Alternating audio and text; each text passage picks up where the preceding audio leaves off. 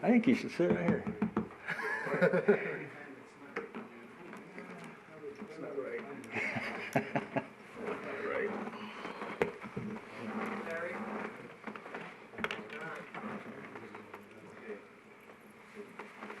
Workshop tonight instead of a regular meeting.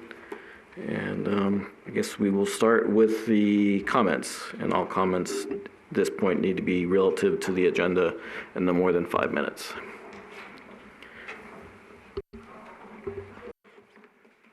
Good evening. For the record, Fred Volz. For agenda item 1, a few of the cost of service study categories need defining as to what they include and exclude. What is area lighting and how does it differ from street lighting? In operations and maintenance for electric, page 16, what is included in all other and the administration and general categories? On page 17 of the PowerPoint, allocating capital expenditures to the various electric functions, the pay-go capital column shows $11.9 million, while the proposed fiscal year 2021 city plan shows just $7.8 million. What accounts for the $4.1 million difference? On page 20 of the PowerPoint, why is the load factor at 100% for area lighting, sports field lighting, and city street lights when they are not used 24 hours a day? On page 36 of the PowerPoint, all other customer classes are subsidizing the city and city raw water rate classes. Do we know how much of the city water consumption is from the 2 municipal golf courses? And if so, that would have been a worthwhile footnote. One alternative for the committee to ultimately recommend to the City Council would be to designate each golf course as an enterprise fund, same as the airport and utilities, then charge commercial rates for their water use. Another question, what is the timeline for consultant production of rate design alternatives based on their cost of service study? Regarding agenda item 2, it would be helpful to know what a majority of the projects, and that's a quote from the justification documents in the agenda pack, performed by the proposed new employees means in dollars of projects that they would be able to complete versus the continued need to hire out an unknown number and dollar amount of projects. Other questions, will the city be able to find qualified people to fill the proposed positions? How will the actual savings be tracked and reported? Will less time and effort be required to place work with third-party contractors, and then that means that the projects will be completed more quickly and require less project management time by city management staff? If so, can a dollar amount for those savings be quantified?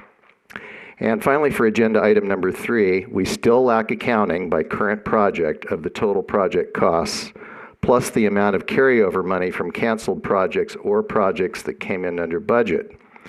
Rolling over budgeted money from year to year without a review of where that money comes from creates a big question mark about the need for a project or the need for appropriating new money that also cannot be spent within a given fiscal year. A policy change ending the practice of rolling over prior year's budgets would be a good financial management practice. With more than $20 million of unaccounted for money remaining in the Utility Capital Improvement Fund, there is no need to approve any new funding for fiscal year 2021 until the project backlog has been reduced or eliminated altogether. It is surprising that the rate consultant has ignored this subject in the calculations they have performed to date. Hopefully the rate consultant will seek resolution on this point and factor in the plus $20 million of unutilized money for their final calculations. And I would ask that my comments be added to the record verbatim. Thank you.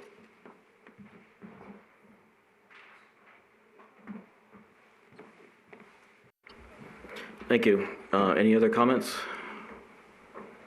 Okay, so we'll go to the first agenda item. And Dennis, do you have any introductions or anything to? No, I believe the consultant can jump right into it. Okay. So thank you for coming, appreciate it, and so just make sure that you're okay with us asking questions during the presentation as normal? Sure, that'd be great. Okay, appreciate it, thank you.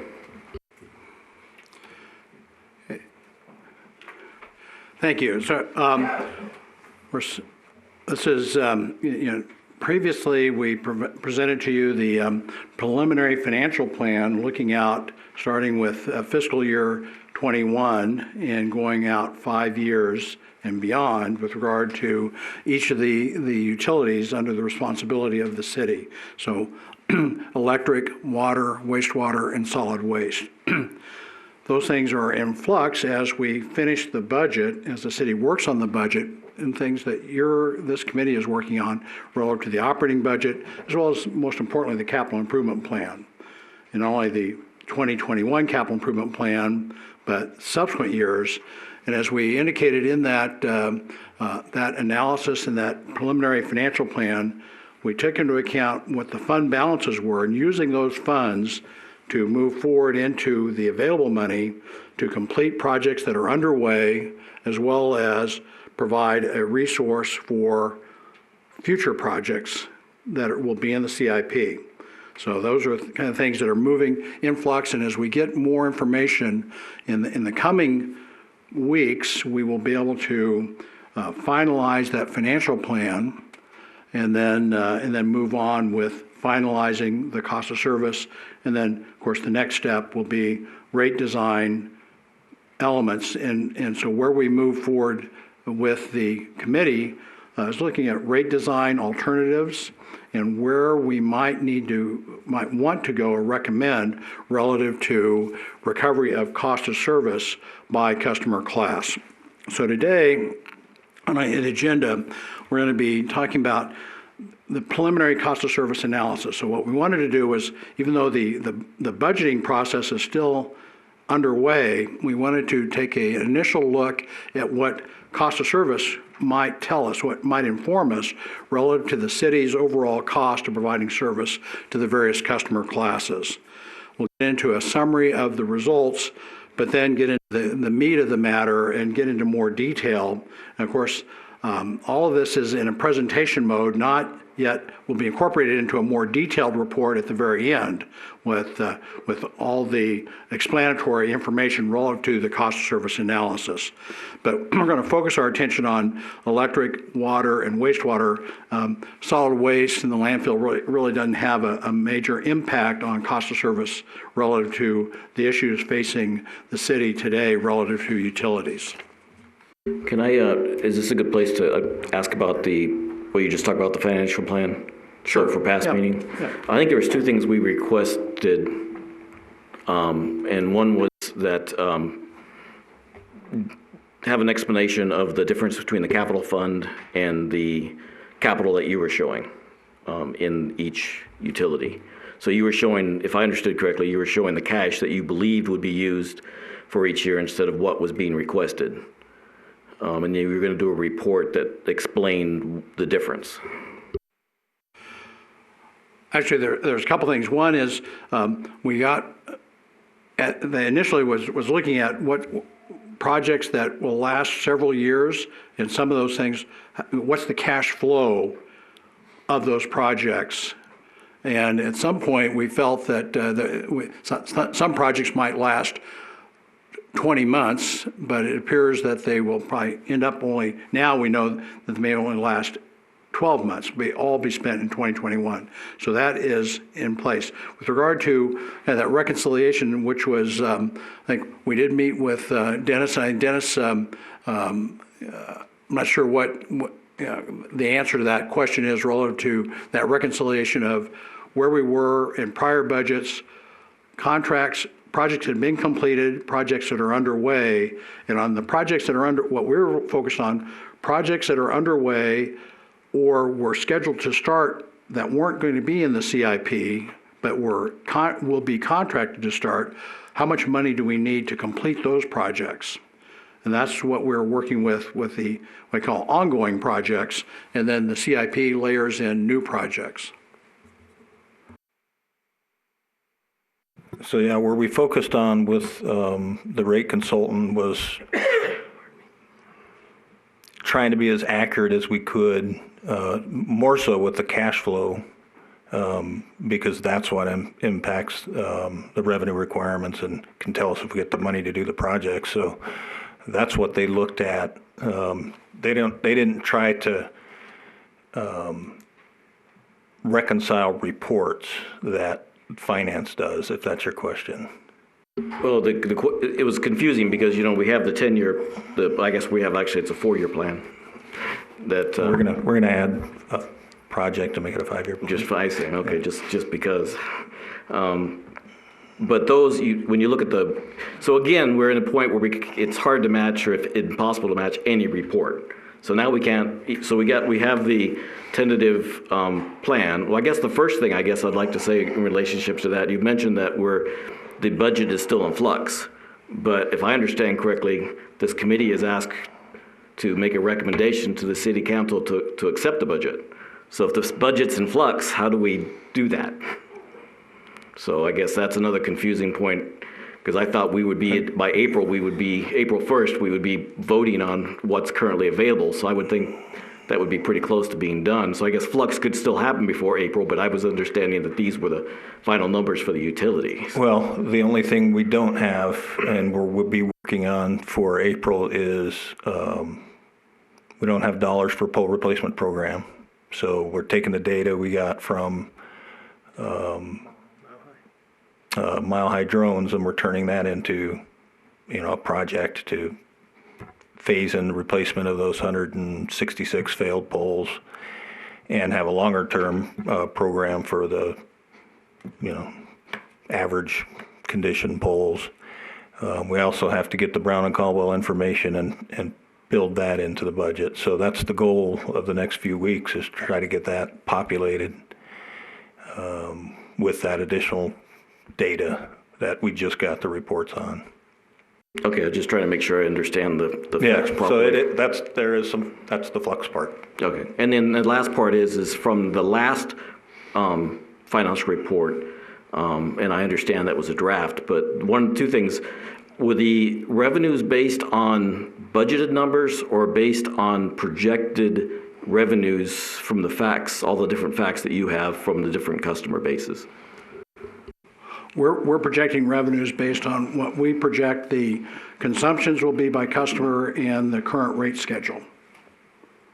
Okay, that would be, because the draft plan had $11 million for the water going out for 5 years, and understanding that $11 million was extra money came in 2019 that won't be there in the future. And so I just want to make sure that was looked into.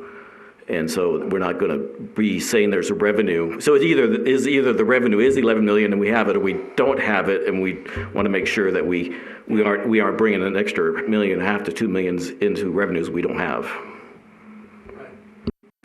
Right. Yes, and so we need to drill into the basis for the budget $9.7 million revenue number. I'm not sure where that is. We haven't learned what that is yet, so we need to get more information on that. Looking at water revenues year to date through January 1, so the first 6 months we're at about 5.8 million during the first 6 months of the year. So it's in the ballpark of that 11 million. The first 6 months are going to typically be higher than the second 6 months, so it's just what that balance will be. But as we go back and look at historical usage and the rate increases that went into effect in 18 and at the beginning of fiscal 19, and what that impacted on revenues, then what we hope by April 1, we'll be able to present to you the finalized financial plan that has the information, as Dennis mentioned, the information from Brown and Caldwell to the extent that they can provide us projected needs for infrastructure rehabilitation investment in water and sewer, the information on the pole replacement program on electric, and then the operating budget, and when I said in flux, it's really the CIP piece, not the operating budget. I think the operating budget is pretty close to being, if it's not finalized, it's, and we have incorporated that into our models that we're ready to use, but it's just getting the CIP and capital numbers updated. Thank you. I had a question. So how long before April 1 do we get, because we have to We're trying to do a meeting on April 1, so how long before that can you get your report to us?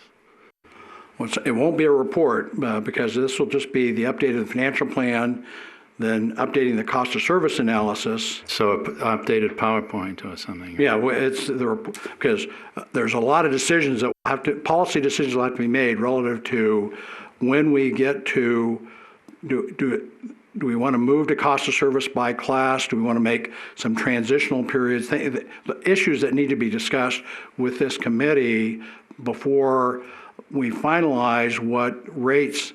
The one thing that I think you noted from our last presentation, we do not believe that additional revenues will be needed for fiscal 21 to fund the capital program, the operating budget, and we have existing funds available, so we don't need additional revenues. And one of the things we'll be able to take a harder look at is, could we actually reduce revenues in some areas overall? But let me put it another way. When do you think, at some point you're going to write a report, I suppose, or not? Or a final product? Yes, and that will probably be closer to, depending on the decisions that are made in April, but we're going to finalize that report would be probably June-ish time period. But it kind of depends on when but that's after all the results are in and the decisions are made, because part of it is dependent upon when the city chooses to make changes for rates. If we want to change rates, because if we don't need additional revenue, it doesn't necessarily have to happen on July 1. It could happen, say, October 1 or January 1. It's a different time period. On top of that, by the time we go through the process with the committee, there would likely be an additional public process, which would be a workshop or a public hearing or something like that, maybe one or two of those. So, yeah, there's the approval of the capital plan for 21, which is necessary for budget purpose. But as far as rate design changes, any policy changes with regards to rate design, those don't have to be tied to the budget year. Yeah, from your original proposal, I think you had at least 2 more workshops or meetings to have. So I figured, yeah, we'd be lucky to see anything by June. So most likely you're going to have a draft in June, or maybe the preliminary might be in, because yeah, April's looking pretty busy. So it might be maybe before we can get everybody, depending on if we have it during a regular meeting or another workshop. And then depending on decisions, or whether it's recommendations from the rate consultant or decisions that the committee makes, then there has to be probably, if they're policy decisions, then that would have to go to city council. So. Yeah, I think at the end I didn't see that anything, so maybe I missed it, or there's something there. I didn't see any next steps at the end of the presentation. So maybe at the end we can talk a little bit more and make sure we're on the same page with the next steps, or we understand. Thanks.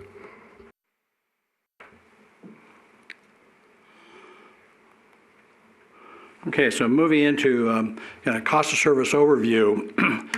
When we think about cost of service, I think we discussed this at our kickoff meeting, our initial meeting with this committee, and the how cost of service is utilized in the utility industry in the United States.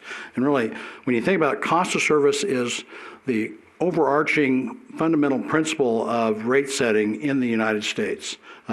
It's one that is followed by public service commissions for those states where they regulate investor-owned utilities, as well as some states where they regulate municipal utilities as well. It's also a fundamental that's used by courts of law in evaluating the fairness and equity of rates. So cost of service is an important fundamental provision of rate setting. We have to remember it's not one of the challenges of cost of service. It's not the only objective that a community might have with regard to the values that we identified early on, and whether it be conservation of water resources, an important thing, and aligning that exactly with cost of service can be a very difficult element to do. So. Cost of service is a starting point as it gets to tell us what is that cost of service, so it informs the city of what it costs us to provide electric service to our variety of customers, what it costs us to provide water service, and also wastewater service. The thing to remember is that customers are different. We have residential customers, commercial customers, and a variety of nature of usage characteristics, and also city customers. And then on the electric side, we have city, we'll get into this in a little more detail, we have city street lighting, which is not charged now, but other cities, it is charged to the general fund, but we don't meter individual street lights, but we can certainly estimate the amount of energy that's used for street lighting, and it's off-peak lighting. Same thing with area lighting for those customers where we have aerial lighting for parks or other areas, but Colin will get into that in a little more detail. The thing to remember is that different customers generate different demands on the system. We want to reflect how they use the system in determining cost of service. And the ultimate criteria is to try to maximize fairness and equity among customers. So we can minimize any cross-class subsidies in the providing of service to those customers, so that the objective of cost of service is to inform the utility and the decision makers of the governing body overseeing the utility to establish rates that will achieve our overall objectives, the community's values, and what we're trying to achieve, cost of service being one, relative fairness and equity. And then we want to really drill into that a little more today. As we looked at some of the prior study that was done for the city, I don't recall exactly what year that was, Dennis, but it didn't appear that they ended up doing a cost of service analysis. But what they resulted in was the financial plan and an across-the-board adjustment in rates. Dennis volunteered to do some research and was unable to find a prior cost of service study. So when you think about it, and it's not unusual, we have clients where have never done a cost of service study, and the thing is, when they're always doing across-the-board increases, any differences in cost of service, it just exacerbates the issue over time if you just focus on across-the-board increases without truing up to a cost of service. So we needed to start off with something that's preliminary analysis. We said, well, we're going to start with no overall increase in revenues. And so we will get into a little more detail on that as Colin takes over and gets into the details of how we defined that revenue requirement for this cost of service, preliminary cost of service analysis. I want to spend a few minutes just talking about the main cost drivers. Certainly electric infrastructure is designed really to build, it's designed, built, operated to meet maximum demands, peak demands. That's how we meet our customers' demands. We have average usage, same thing with water, but not all customers peak at the same time.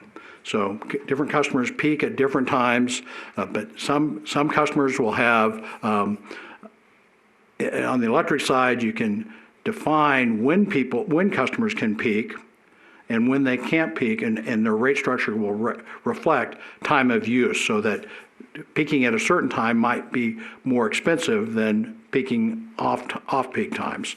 When you think about how the system is operated and it's built, the diversity is greatest at the input where we started the system. That's where the diversity of the system is throughout the system at that point, but that diversity decreases the farther into the system we get. When you're down into the system and you just have a handful of customers served by an element of the system, there's not much diversity there. Their usage becomes more and more alike with how they're driving the cost of the system. And in the end, we want the overall cost of service to be allocated proportional to a customer's peak demands and their energy use at each level of the system. So how we reflect that, we'll get into the more details in a few minutes.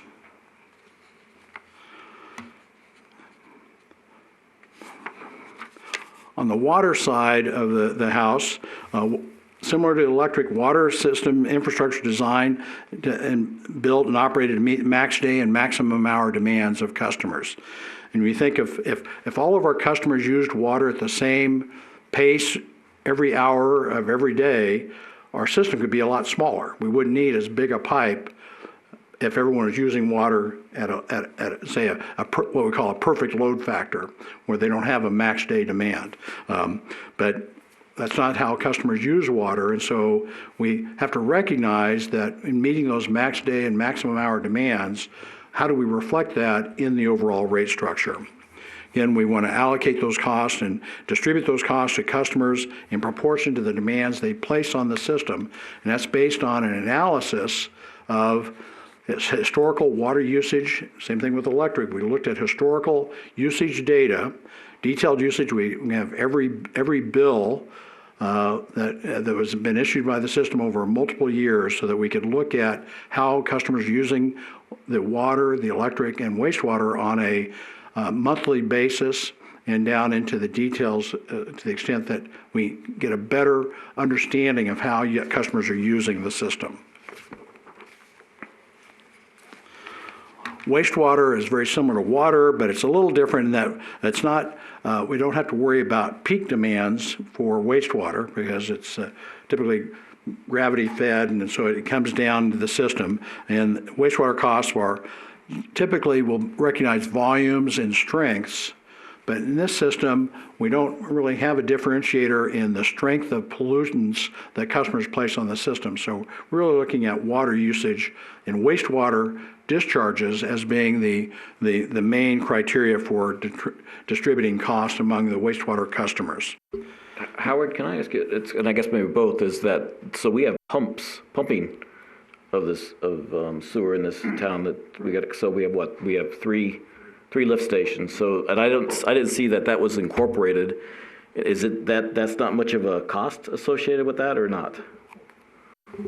I'm not sure how, not seeing the details of it, but it probably would have a fairly significant cost in the city, depending on, from what I saw the report last week, when we had our last presentation, I'd be suspicious that it would have an impact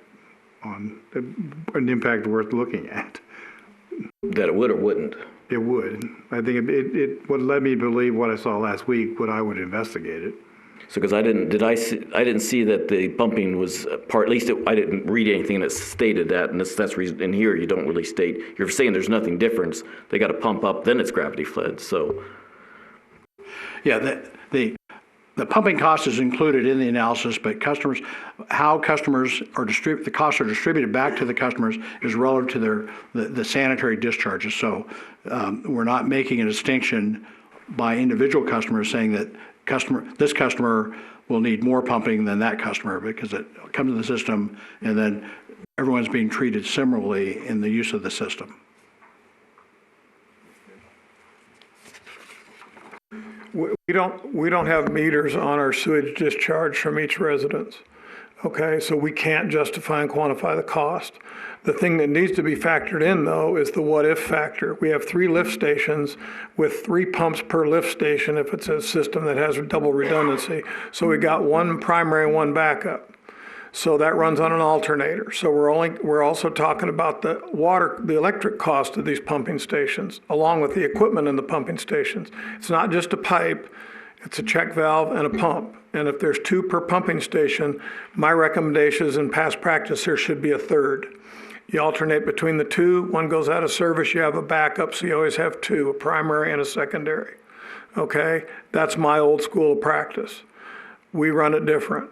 That's why we're asking for a trailer-mounted bulk pump to take in. If one of those fails, we can jack it into the system and we can pull it out with a diesel pump and pump it out. The thing is, we have to associate that into cost for everybody, whether it be gravity, sewer, or it be pumped. So that's how we're doing it. But we can capture those costs on a kWh meter at the pumping station. So we know what that cost would be.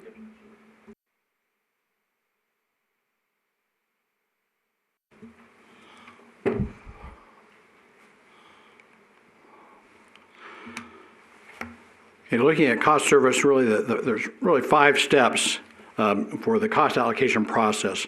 First step is to functionalize the costs. So we have our revenue requirement, functionalize that into each component of the system. So we can then, when you think about how the system is operated and designed, those functions are then allocated based on the cost drivers and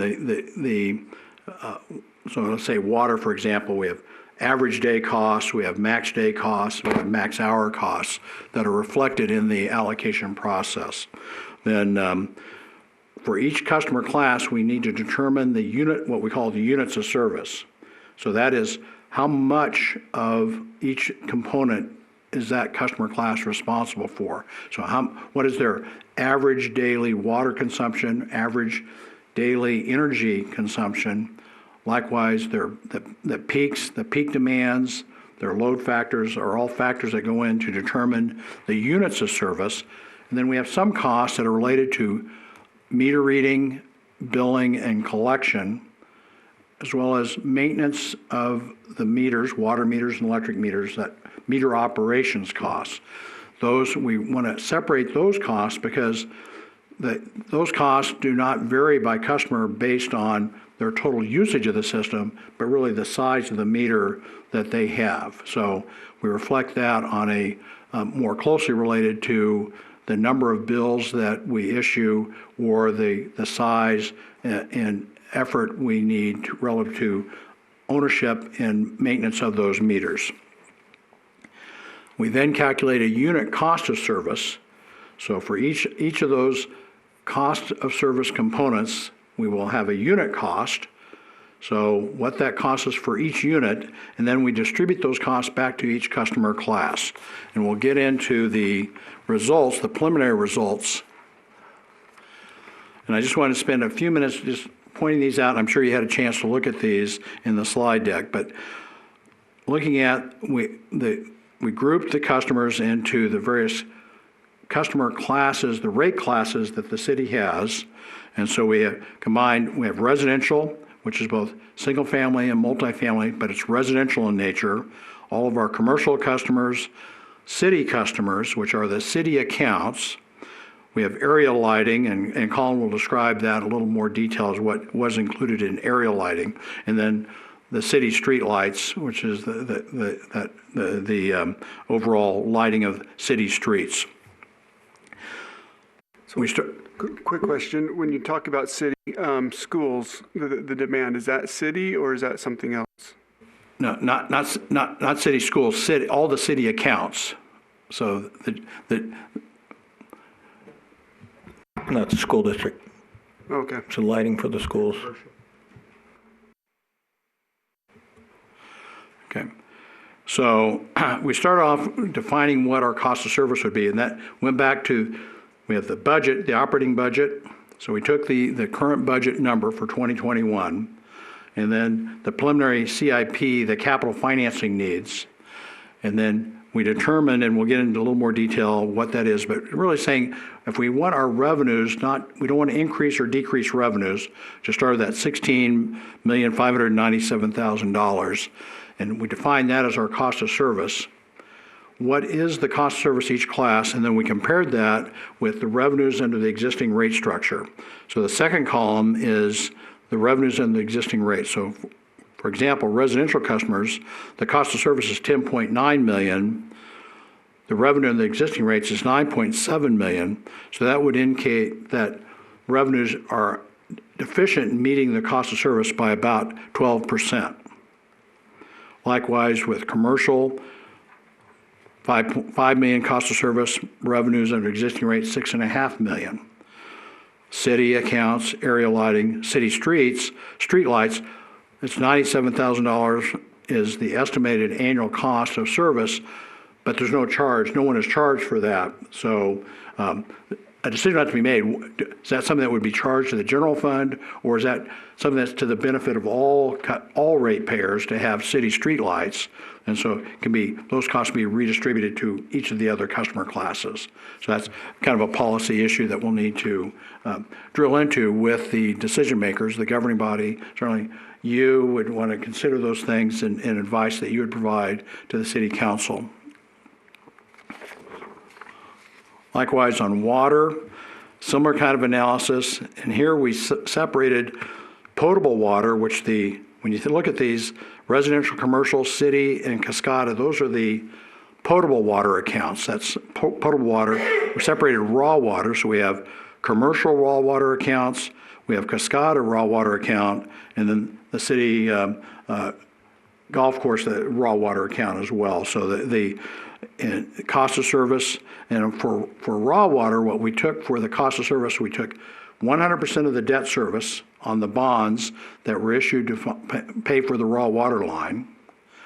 Then there's the operating cost, the cost of the raw water is included in there. And then we have about $50,000 of maintenance, operation and maintenance costs of the utility staff in operating and maintaining that raw water line. So that was the total cost of service for raw water. The balance of the cost of service is in the potable system, and so that's that portion of cost of service. Similar comparison with the revenues and the existing rates, and you can see the differences in either under recovery or over recovery of cost of service when compared to revenues under the existing rates. Just to make sure I understand, so the Casca, that's the private golf course over by Railroad Pass, is that correct? Yes. Okay.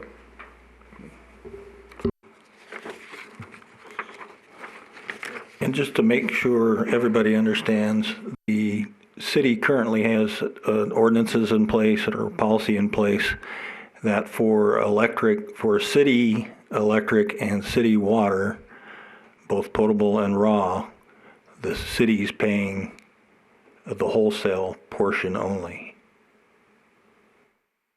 So. But that was done before you divided the utilities out, isn't that correct?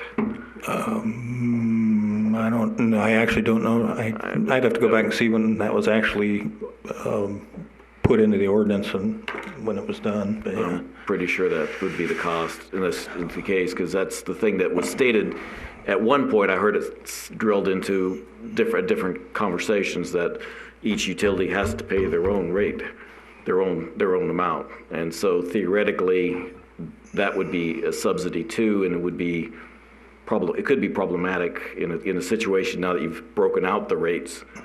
You know, for water, electric, if the city's not paying their fair share, so to speak, then we could have an issue. So that would be something that's different compared to before it was broken out. Well, as it relates to the cost of service study, that's the way it's shown. The way it's currently the debt is in the water enterprise fund as a whole. It's not broken out for just the raw water customers like it is in this cost of service analysis right here. Correct, but the energy looks like it's got some problematic issues also in the way the studies laid out. So I'm just saying it's something we need to look at. So I guess we would have to change the ordinance, if I understand correctly, if it was something we decided to do. But if we're going to try to level the playing ground and everybody gets a fair shake, then we need to consider, would that be something that might have to be thought about anyway?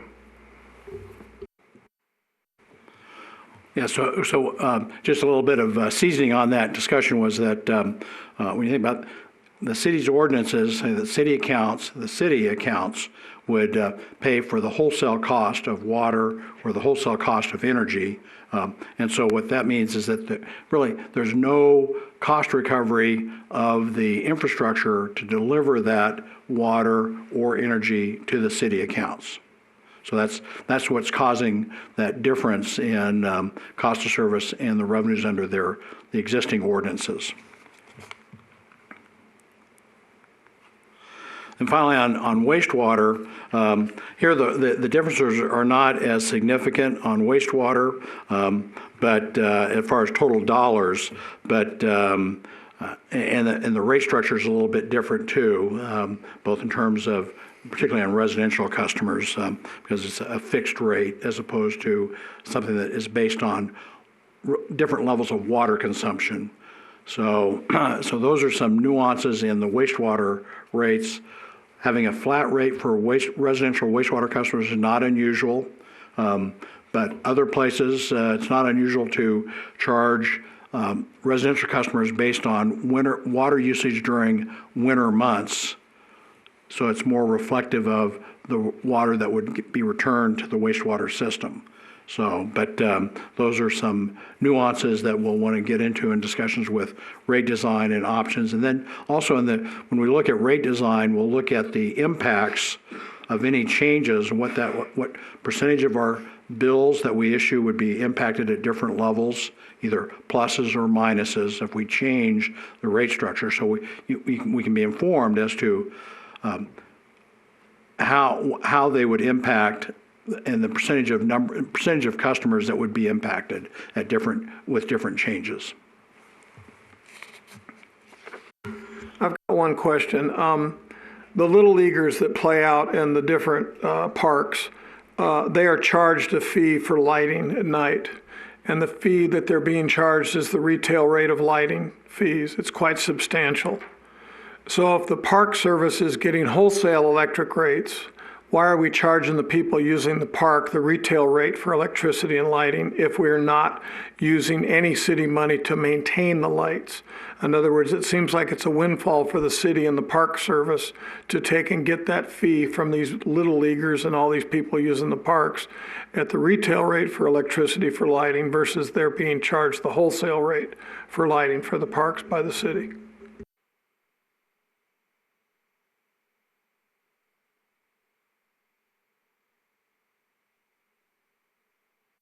When you say Park Service, our Parks and Rec Department. Yeah, I happen to know the final tourney that was played. They wound up coughing up $2,500 for lighting it during the weekend at night to play in a little league, and the parents had to come up with the money. And that came from my neighbor next door. He was really upset about it. And then the parks are being charged the wholesale rate for electricity because it's part of a city service. I don't think that's fair and just, especially if you've got no way to push the money back into the utility fund to do the maintenance on the electrical side of the house. It's not right. So that's something we definitely have to look at. And if we're charging them something that's exorbitant, which I'm being told it is, we've got to really look at it if we want tourneys to come into Boulder City for regional championships and playoffs. That's not a fair thing to do.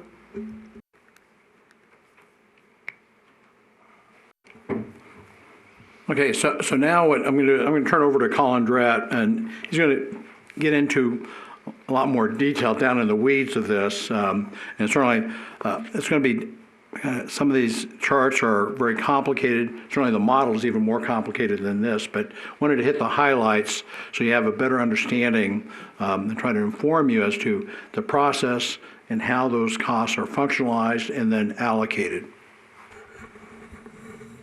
Thanks, Bill. Okay, so let's bring that slide back up.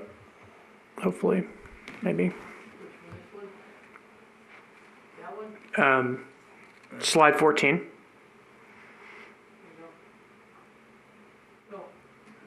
There we go. Okay.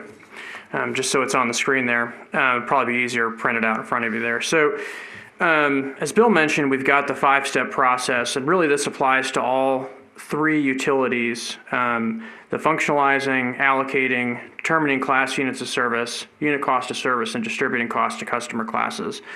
So on the electric side, what we're doing is we're taking our overall revenue requirement, as Bill mentioned, we're not anticipating the need for additional money. So taking the $16.5 million and splitting it to the different components of the system that are used to deliver electric service to customers.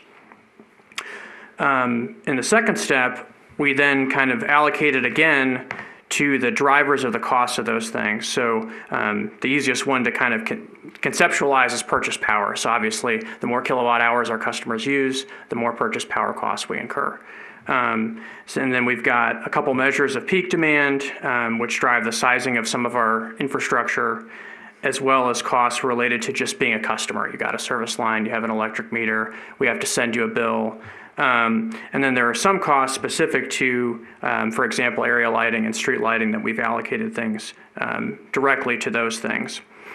So once we've broken up that revenue requirement between those different components of what drives our costs, we then look at, okay, how do our customers use our system? So if the differences in demand drive the cost, what's the proportionate responsibility of each customer class to contributing to that usage, that demand that drives our costs? So we determine that by class, and then we basically take the costs in step 2 and divide them by the units by class in step 4 to determine a unit cost of service. And the important thing to keep in mind is that unit cost is the same for everyone.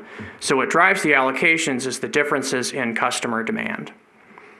And then in step 5, we take the overall unit cost for the entire system, and it'll be a little bit easier to see this in the tables, but we take the overall cost for the entire system, multiply it by class by their units of service, and that's how we determine the cost for each class. So that's the process for electric. Go ahead. So on step 3, WTD, is that weighted? Weighted customers. So certain types of customers have more infrastructure required to serve them. That typically factors into the weighting in terms of services and meters and that sort of thing. Okay, yeah, I just want to make sure that I understood. Thank you. Yep. Okay, so what we've got in front of us here is the revenue requirement. So what we've done is we've taken the budget for operating expenses and capital and kind of put it into this table here and split it up between operating and capital. So the operating is basically everything from the current kind of tentative, semi, almost final 21 budget, with the only difference being that we are forecasting our power supply costs based on our forecasted usage. So I think in the budget it's about $6 million even for power supply. Ours is a little bit less than that. So that's what would drive the difference there. On the and then we have some on the operating side, we've got some sources of non-rate revenue. On the capital side, the $11.9 million comes from bringing that whole BC TAP project into 21, which is not reflected, I don't think, in this current budget. So it's our understanding that we think that most, if not all, of that project is actually going to happen in 21. So that's an example of kind of that cash flow look on the capital side. Otherwise, everything's pretty much should be as is in the CIP for electric. So with the capital, the operating system is hopefully somewhat flatter. It doesn't have as many peaks over like a 5-10 year period. Right. The capital has all sorts of peaks. Right. And so this one is it's extremely high compared to some. And so I guess as a study, this isn't bad to show, but wouldn't there be an advantage of having somewhat of an average or more of an average of capacity? If we're gonna present it out, because this is just for 2021 and you wouldn't be the same in 22, or at least 3 or 4 years down the road. We're hoping it won't be that bad. You're right. It wouldn't be exactly the same. But let me back this up a little bit. I feel like I'm like right in it. It won't be exactly the same in the out years, but the thing to kind of keep in mind is we're saying that $16.5 million is the level of revenue we need. So in the end, what's going to happen is it all basically balances out in that addition to / use of reserves. So if our 11.9 were a lower number, say in a later year, and we're comfortable that over the 5-year period we need 16.5 to have a comfortable level of fund balance at the end of each year and at the end of the 5-year period, then even though we're showing using some reserves in this year, in a later year we may be adding to them to kind of to arrive at that same 16.5 million. So that's assuming that we don't decrease electric rates. Yeah, and if I might, when it ties back to the long-term financial plan, so we look at over that financial plan over 5 years, now can we try to levelize the needs over time, so we build up reserves when we have the ability to do that, then use that later if we have higher peaks of expenditures. So it's how do we maximize the utilization of existing cash on hand, and then so that we're not requiring our rates to go up and down year after year. What would be useful to me is these numbers sort of appear, and this isn't my wheelhouse, so I'm not going to pretend I understand any of it, but as a scientist or whatever, it'd be useful to know what documents these numbers are coming out of, because I can't match these numbers. Like if for the CIP you have 11.9 million, and I see 7.8 million in this document. And how, so the numbers are quoted to $1 for accuracy, but they're accurate to $2 million. It'd be nice to know where these numbers come from, what document you took them from. Sure, and I think one of the things we had talked about was we talked about having some kind of reconciliation between the capital we're showing and the capital in the budget to the extent that there are cash flow differences. I think one of the reasons why we haven't landed that is we kind of want to land the capital so that we're reconciling to somewhat the final numbers, I guess. But your point's definitely well taken in terms of maybe mentioning footnotes to explain any differences in these numbers versus, and some of it's just presentation. Yeah, not so much explanation of differences, but where do your numbers come from?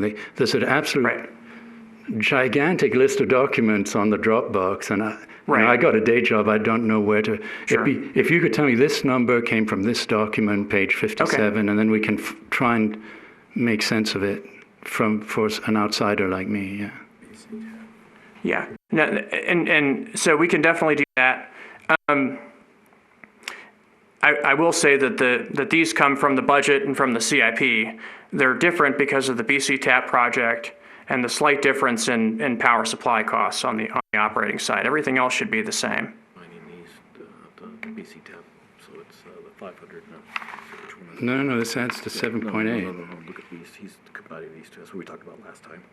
So it's in this document. You've added three. Well, it's hard to do like this. Right. Okay. Yeah. Maybe now's not the right time, but to the extent that I think your point's well taken. That to the extent that just knowing where the sources of information come from. That's all. Yeah. Completely understood. Yeah, because I guess the same thing, so I was going to bring it up at the end, but since to sort of help it, and it's actually going to hurt the overall aspect, but right now the budget is showing 7.3, I believe it's for either 2021 or 21 or 22, I think it's 2021, that the budget is showing $17.3 million for energy, not 16.5. So another one's sort of like the water. It's trying to figure out if it's being calculated or if it's being budgeted. And so that's another issue. But again, I think as I go through it, so I'll have to make sure as we go through it explain, but I think using the higher number in this one as a draft, when we go towards the final, I think we want to be able to look at some of this, maybe a different case aspect. Here's one or two different cases. Here's if you got a high capital, because I think this is going to give you a higher amount in distribution. Getting to the others, well, you've got three different breakouts. And I think this, from what I looked at it quickly, so maybe I misunderstood, it looked like using this high of a capital, you push some of the higher ones, which could be a difference between how the commercial uses and the residential uses it. So that's something in the future. If we might have to get down in the weeds a little bit if we could understand it better. Right, sure. Okay. So from here we could jump into step one, and what we're doing is we're taking, as I mentioned, the different components of the revenue requirement that we saw on the prior slide and allocating them to the different functions. So obviously the most straightforward and kind of most obvious one is purchase power. We're allocating that to a purchase power function, obviously. And then we have the admin billing, which is the electric utilities share of the billing department that's associated with the transfer to the utility administration fund. So each fund has a transfer to utility admin. A portion of utility admin costs are related to billing customers. That's what that dollar amount is. Which dollar amount? The 462,911. Now, is that the whole amount, or is that just electrical? Because the billing amount should be divided among the four utilities. It is. This is just the electrics portion of it. Yeah, it does seem a high number for just electrical. Sure. And some of that may be, what I've done is the transfer is, is split proportionally to the utilities, and then within that, I split the billing share of that in the same proportion. So that may be something to take a look at to see if it makes sense to carry that through or to allocate in a different way. So it's a point well taken there. So you're showing about a tenth of admin billing compared to purchase power. It's about a tenth of the cost. Yeah? Well, it's a tenth relative to purchase power, yes. Okay. And so we allocated purchase power, admin billing. The reason for the all other is that we're actually allocating all other costs in a similar way. So basically, we know purchase power. That's pretty straightforward. We've obviously broken out the billing, and what we're basically saying from there. I guess I've got A and G after that, but all other is basically all of our other kind of O&M related costs, and what we're doing there is we're actually allocating those to the different functions based on the fixed assets. So we're saying here's our investment in electric utility assets, and our expectation is that we'll be doing work on our system somewhat in proportion to our existing investment in assets, which is a very common way to do these types of allocations. For O&M, that would be correct, but are you including capital? Because capital, I don't think you can do that. Well, Seen something? so this is just O&M, and we'll get to, maybe we should wait until we'll get to capital on the next slide. We do treat it the same way. I think there's good reasons to do it that way, and I'll get to that in a second. In terms of, and then the other category is admin. So basically that transfer for electric is split between the billing portion and then basically everything else that's not related to billing customers.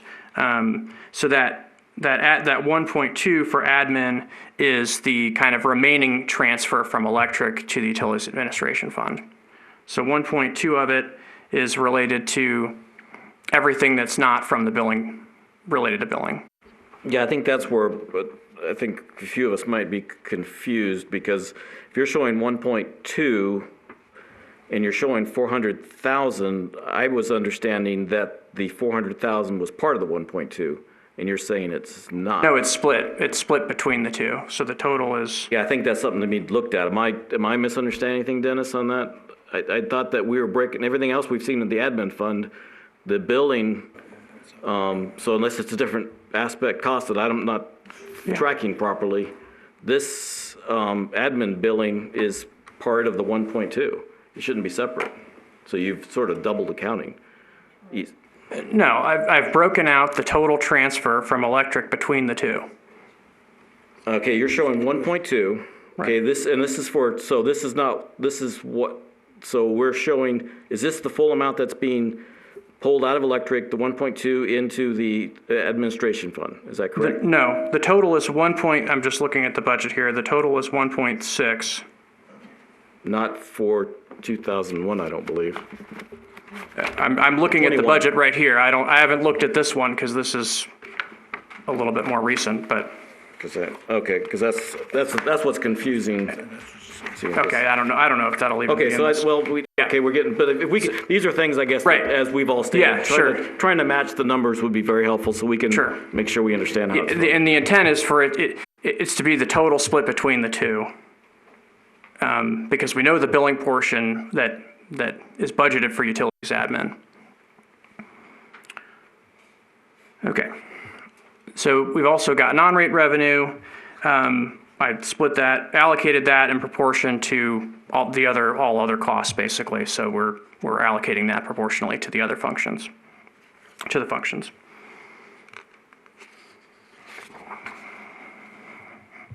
In terms of capital, we don't have any debt service for electric. PAYGO is that 11.9 that we talked about. And right now we've got that split based on the assets as well. The other option would be to allocate it based on each project and say, here are the projects we're doing, here's how we're going to allocate it. The reason why we sometimes don't do that is because if there's a big project, it can really drive the rates, and you may not want to set rates based on a couple big projects that are occurring in the next couple of years when you're going to have the rates in place for some time. So using the assets in place of allocating on a project by project basis is a way of kind of preventing sharp changes in rates related to just one project happening. Would it be feasible to do this over a 5-year average, taking the numbers? I think then that would be, so for the future.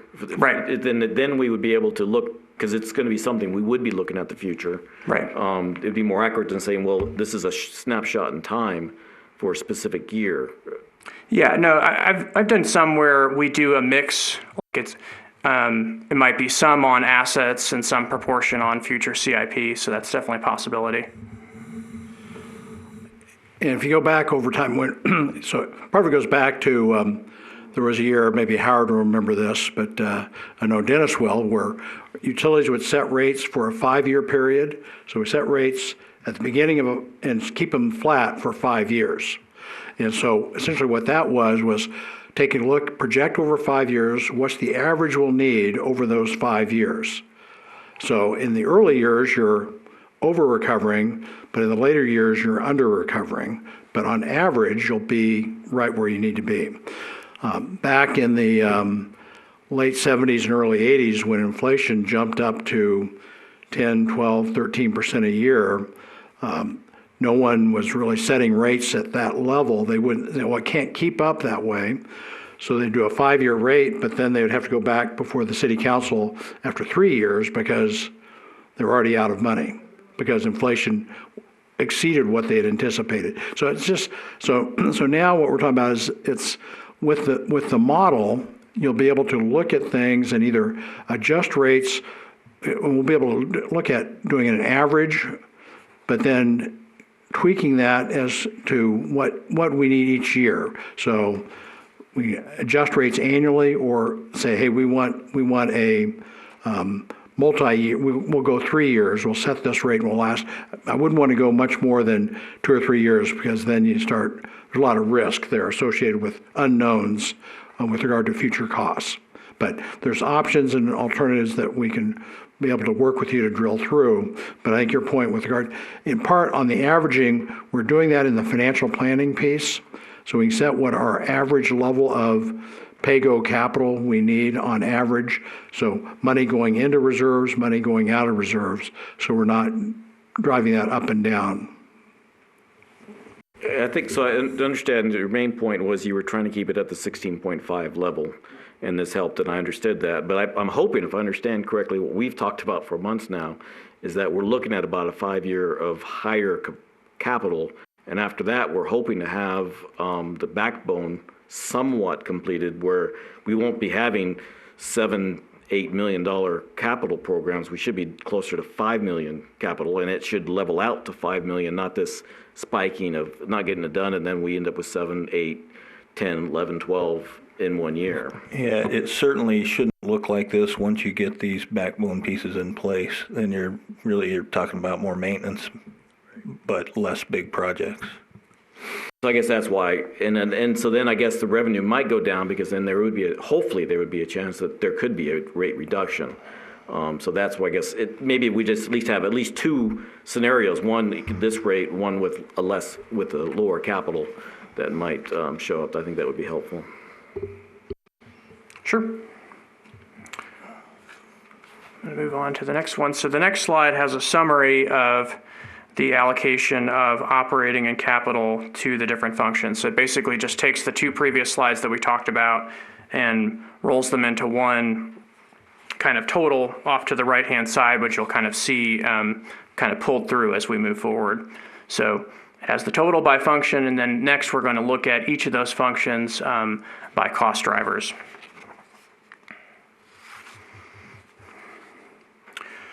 So in step 2, what we're really starting to take a look at is what are the types of demand and customer usage characteristics that drive the design and operation of our system. And again, you'll see this in all 3 utilities, just different names for different types of demand, but basically the logic's the same. So on just, the simplest example, as I mentioned, is purchase power. So obviously we incur that based on our customers' annual usage. And then we get into different types of peak demand, and that drives the sizing and design of our infrastructure within our distribution system between substations, transformers, and the distribution system.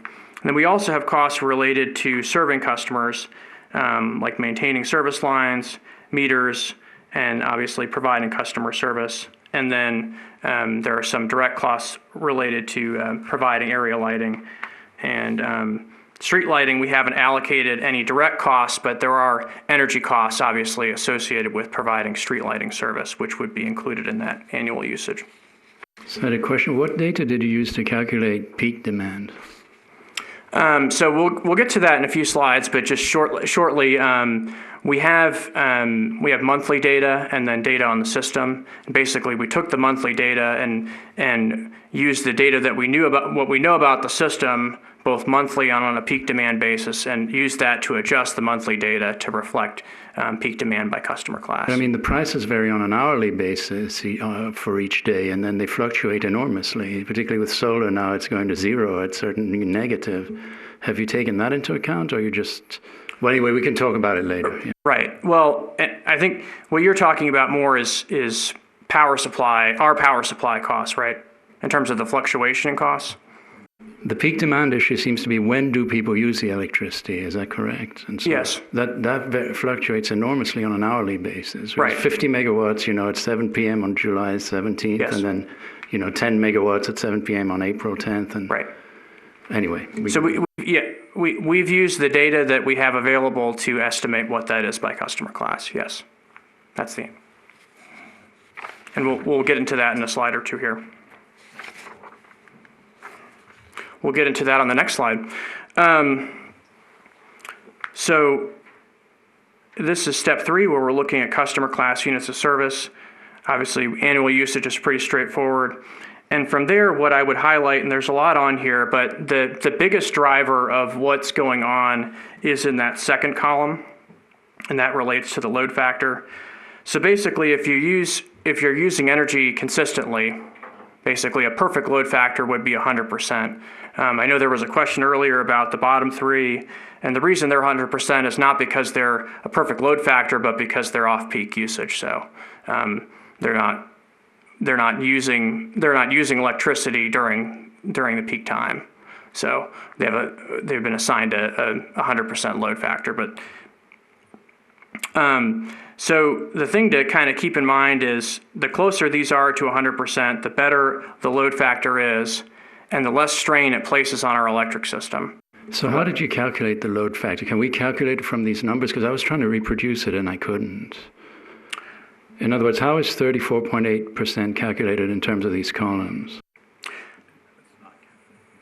So it's not calculated here, but I mean I can get you the calculation. Basically, it's the peak demand divided into the annual usage, but I'm not sure if you can calculate it from what. Well, you do. You have the peak demand right there, and you have the annual usage right there. So why can't I calculate it from those numbers?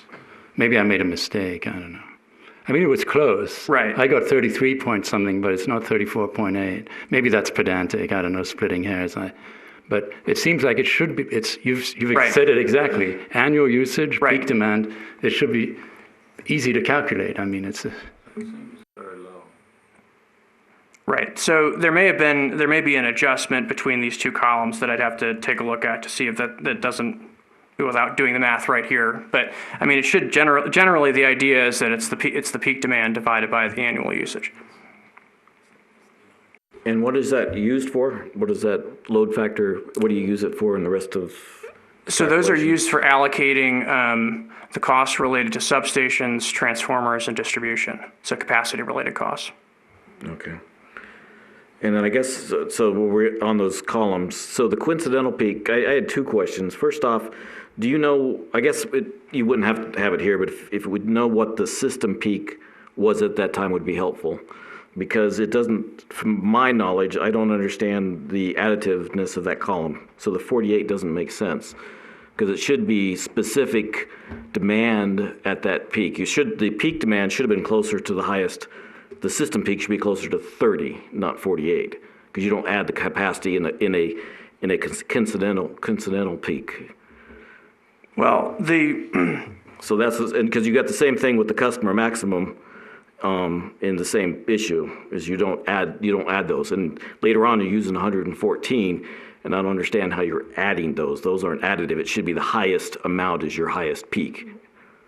And so right now, we just put a new transformer in 100, it's not, 100 MVA, and so now we're over that. So that doesn't make sense. Same thing with 76. So some of these columns, I guess, it maybe would be if we could get a little more data to understand where it came from. It's a little confusing because it does affect the slides in the future, these future slides. My take on the peak, when I looked at, all I have is the 2016 data from Rory Dwyer, and there I saw that the peak demand was indeed around 48 megawatts for that 2016. The year I looked at it was 50. Yeah, it was about 50 on July 27th or something for that year. Yeah. And so these were all the capacities at that time. That's what a coincidental peak is you take the peak load and each customer at that time. Otherwise, you're not showing the true amount. So it's a little bit concerning because you don't add them. I didn't add them up to make sure that was, but they're not additive. Well, the thing is that we don't have every residential customer's peak at that time. So we know what the system peak is, and we know some commercial customers, we know what their peak was at that time. But the others, so it's a balance of estimating what's a reasonable estimate to determine how each customer is placing a demand on the system. So we don't have perfect, until we had AMI on every customer's electric meter, but some systems are moving in that direction. But when we get that, we'll be more informed, but using the best available data. And so with the residential customers, we have monthly data. So we know what their monthly usage to average is, and we know how the system is peaking. So how do you assign that back to each customer class? So we have a mixture of some data we know, we're trying to fill in the other holes.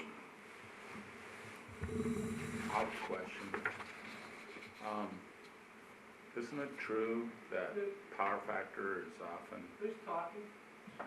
Yeah, I guess, can you leave the question towards the end? I'm sorry, we're trying to follow the regular meeting law, so we'll have public comment at the end. No problem, I can wait. Okay, this question can wait. Thank you. Okay.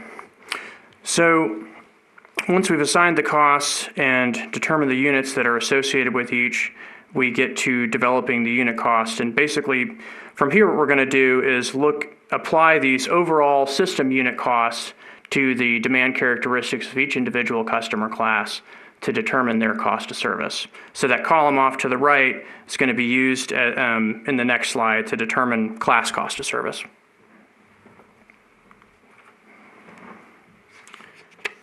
And we get to class cost of service. So we've taken each of the unit costs, multiplied them by the units for each class, and that gets you the total that is in that leftmost column. So this is a little bit more detailed look at the table that Bill showed at the start, and we'll go back to the roll-up in a second. But the story is kind of similar in terms of what we looked at the beginning, and what we're seeing on the electric side. And if you look at kind of going back to the load factors, they're not actually that different by customer class, but our rates kind of imply that they are. Our commercial rates are a little bit higher than our residential rates. Typically, commercial load factors are a little bit better. Here, they're close because most of it's driven by air conditioning anyway. So, until you get to a bigger commercial customer, a lot of them act sort of like a residential customer. But our rates kind of go the opposite way, where we're charging commercial a little bit more, even though they're really kind of using the system in a manner that's similar to residential. So that's what's driving a lot of the differences you see here. I think it's a little bit easier when you roll it up. So residential has the residential and the master meter, and then commercial is all the commercial time of use, hospital, et cetera. And the other thing that, and we kind of mentioned this at the beginning, is the city obviously only pays the wholesale cost of power supply. So that's what's driving the big difference between existing city revenues and cost of service.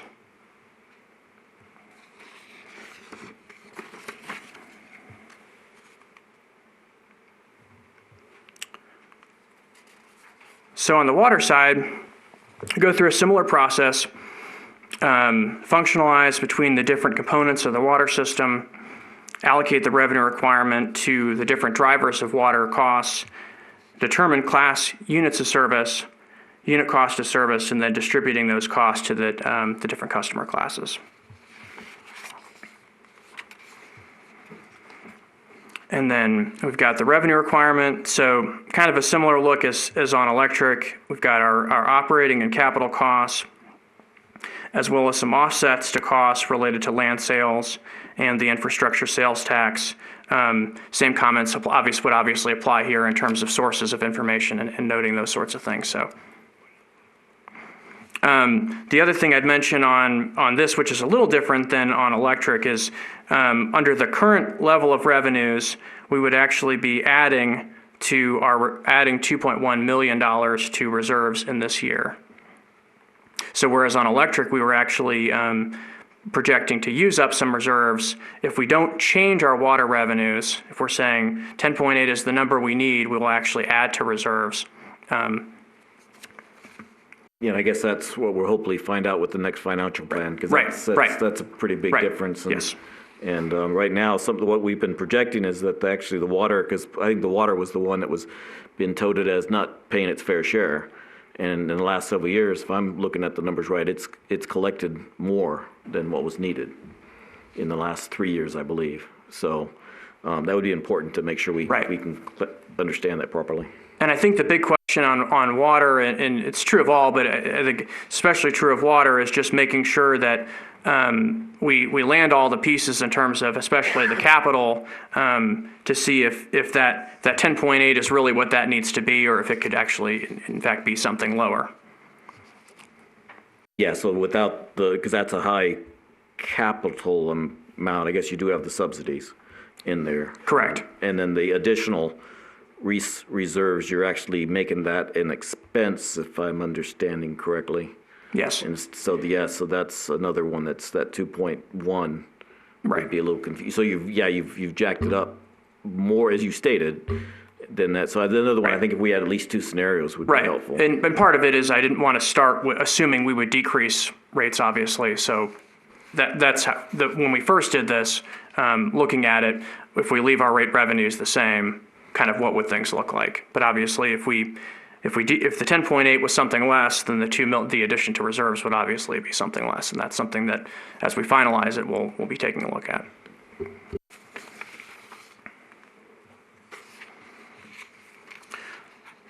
So, here's step one for water. Purchase water costs. Obviously, these are potable purchase water costs. So it's cost to buy water from SNWA, potable water from SNWA. Raw water, we have raw water supply costs, so that's the cost of buying the raw water. Admin and billing, that's kind of the same thing as before. It's water share of that administrative and general costs. And then everything else is split based on gross plant between storage, distribution, and then a little bit to raw water. And then when we get to the capital, we'll see in a second where the raw water debt service shows up, and that's a big component of this. The approach to A&G that isn't related to billing is the same, as well as non-rate revenue. It's just in proportion to the other costs.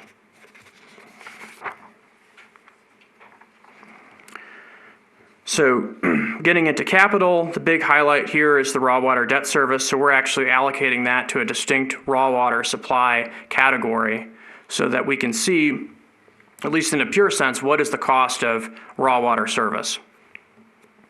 PAYGO, and as well as the addition and land sales and the infrastructure sales tax, all those are based on gross plant. the same kind of conversation about how to do that applies, whether it's average CIP or gross plan or some combination of the two. So that's definitely something we could take a look at. And here's the summary for water.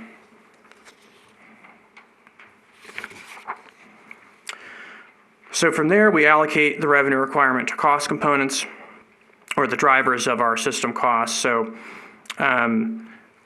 base cost is just the cost associated with the annual usage of our customers. So the more water our customers buy, the more purchase water costs we incur. Things related to the capacity of our water system, like storage and distribution, are allocated proportionately to base, max day, and max hour. So those demands of our customers drive the size of our system, so we allocate those that way. Things like meters and bills are allocated in proportion to meters and bills, obviously, customer services bills. And then the other big one is raw water supply, and again, we've allocated that to a raw water usage category so we can see what's the cost to provide that service just to those customers that use the raw water.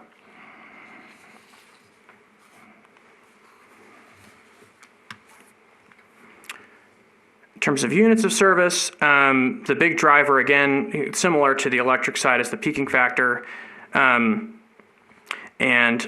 I don't have all of the details that go into all these numbers in this table, so it is hard to replicate. I think the challenge I've got is trying to fit it on a slide too. So I'm using what we end up with in terms of actually doing the calculations. But the peaking factor is basically how many times on a max day you use as compared to an average day.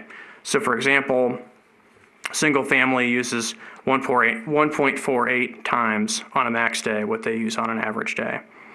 And the thing to kind of note about these is they're actually fairly consistent, with the exception of Cascada potable usage, which is relatively small, and then the big one, which is city potable, most of which is for the city golf course that uses potable water for irrigation, the one that does.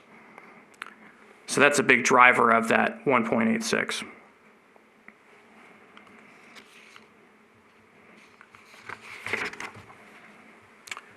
And from there, we've got unit cost of service. So same story, we've allocated our costs to the different cost drivers. We've got our units by our total system units, and we're using those to develop our unit cost. And then in step 5, we get into the distribution of cost to customer class based on their units of service. I just had one question. Sorry, I'm a bit slow. On the cost of service, that I have about 2 billion gallons of water a year usage. At the bottom there, right? 2075710. But. Yes. And is that all of the water that we take out of Lake Mead, or is there a missing component there? There's the raw water too. Okay, which is another billion. Right, that's the billion at the bottom, basically, the raw. Yeah. At the bottom of what? At the bottom of that same column. So if you're on slide 33. 1.097. Yeah, 1.097. Okay, so that makes sense. Sure. I was trying to get the numbers. Worries. Okay. Yep. We'll get one of them to add up. There is one thing that we have to throw in here, and in the year of 2021-2022 budget, the municipal golf course is going to be switched over to non-potable water. So that's going to swap our city water usage for potable water and irrigation at that golf course to non-potable water. So that's going to change that number and that driver. So that should also be modeled in there if that gets done by this next fiscal year, which is what they're proposing. Because that's going to change the dynamics of the city water usage on domestic or potable water from the non-potable water. So that should be something that should be modeled in there, because that's going to drive the cost of this water amount, this price. So Greg, I'm just making sure I followed some of the earlier conversations. You're saying the Boulder Creek, or are we talking about the municipality? Muni course. So there's a CIP project to replace the irrigation system on the municipal course. That's part of the general fund projects. Not only will that decrease the cost by about 25 cents per 1,000 gallons because you're going from potable to raw, but it will be way more efficient, so they're going to use quite a bit less. And now, is the Boulder Creek already, or is it Boulder Creek? Boulder Creek is all on raw. Okay, because one of the conversations I was thinking, you were looking at the design, whether it was it was going to be a cost savings enough to do it. So I guess that's what I was trying to remember, if I understood the proper golf course and if it was actually being done or not. Sorry. But on the muni course also, they're pulling out a lot of sod. So a lot of green's going to go away and turn into desert landscaping, so you're going to save water there. But I know that during peak summer, we're using 1 million gallons of water a day on the muni course, and that's potable water. So if we can switch that to non-potable, okay, raw water, we're going to be saving a lot of money. And that's what I'm trying to put into this budget analysis. In other words, we all as ratepayers are sharing the cost of this water that's being distributed to the golf course, whether it be raw or potable water. If we can reduce our costs on the potable water going to the golf course to become non-potable or raw, then we're going to be saving money on our ratepayer bills, and that's what I'm trying to say. Right now, the modeling they're doing is with the fact that there's potable water going to that golf course, not non-potable. There should be another scenario thrown in there that can be switched over when this occurs. And that's all I'm asking. Yeah, and we will do that. Yeah, because that might, no, that's a really good point, because it might help with that $37 base charge that we're still trying to look into. That would only make much of a difference if we do something about the city's water rates, since basically they pay the cost of water right now. It's kind of a zero-sum game, quite frankly, whether they're on raw or potable. They basically pay us the cost of the water, that's it. So unless we do something about the city rate, there's not going to be additional revenue there to, that's going to impact other customers. Well, not additional revenue, it's hopefully just less cost. They basically just pay cost, though. The city pays cost. And so if it costs 25 cents less, they're going to pay 25 cents less. We're going to pay 25 cents less for the raw water versus potable water. Yeah, it's just, I can. It's kind of a wash, basically. Well, it's just something we're still trying to figure out how to work with it. Unless we decide to change the city rates. And that's something that will have to be done at a later time, so. Or the idea was maybe the golf courses should pay for the water and not the city. Because I've looked at the budget. Somebody made the recommendation, maybe golf courses should be enterprise funds, and that's a whole, obviously, well outside of our scope our scope. Yeah. Okay, so similar look on water in terms of comparison of cost of service to revenues under existing rates. And what we're seeing here is you can really look at the biggest driver is just the fact that the city uses a lot of water in terms of potable and raw water, and they only pay the wholesale cost. So that's basically the biggest driver of what you're seeing here in terms of the differences.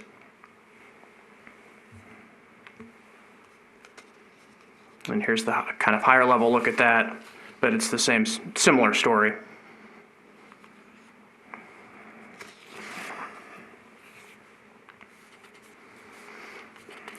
Okay, in terms of wastewater, we're going through kind of that same multi-step process.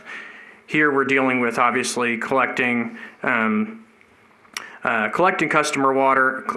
wastewater, and treating it. The biggest drivers there, obviously, the volume of flow that we're handling both in the collection system and at the plant, as well as the strength of customer wastewater. Two of the most common measures of that are biochemical oxygen demand and total suspended solids.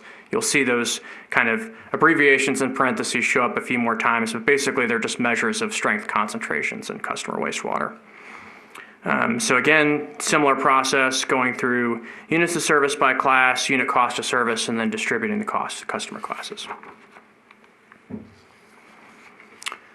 Again, we've got the revenue requirement for wastewater based on the budget as well as the CIP. Again, here we're showing a $1 million addition to reserves based on keeping the level of rate revenue the same. So if we have our operating expenses, our capital, and we don't make any changes to our revenue, we would add $1 million to reserves in 21, similar to what we were talking about on water.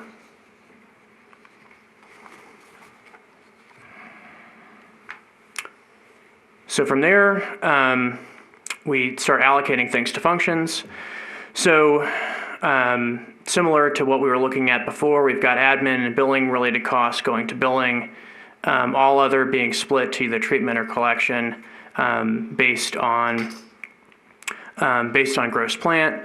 You could certainly delve into these more and break them out more to the extent that the costs are actually different.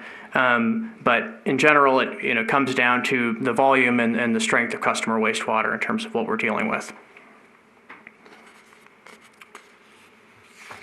Similar on capital, although there's not a lot of capital there, at least in this year, to allocate. Here's the same summary.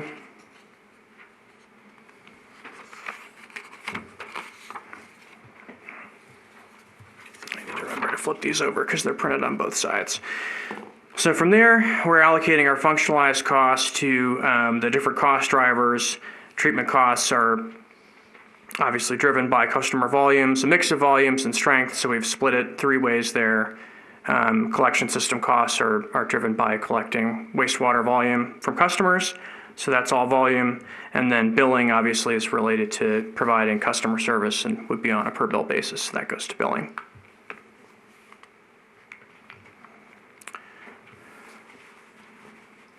In terms of units of service, we've got billed sanitary volumes from customers, as well as a small assumption of infiltration and inflow that's been assigned to each customer class. So it's water that they don't necessarily put down their drains, but ends up in the wastewater system, and it is volume that we have to deal with. So we've assigned a little bit of that to not as big of an issue here, but typically something that will roll into the volumes there. And then also BOD and TSS.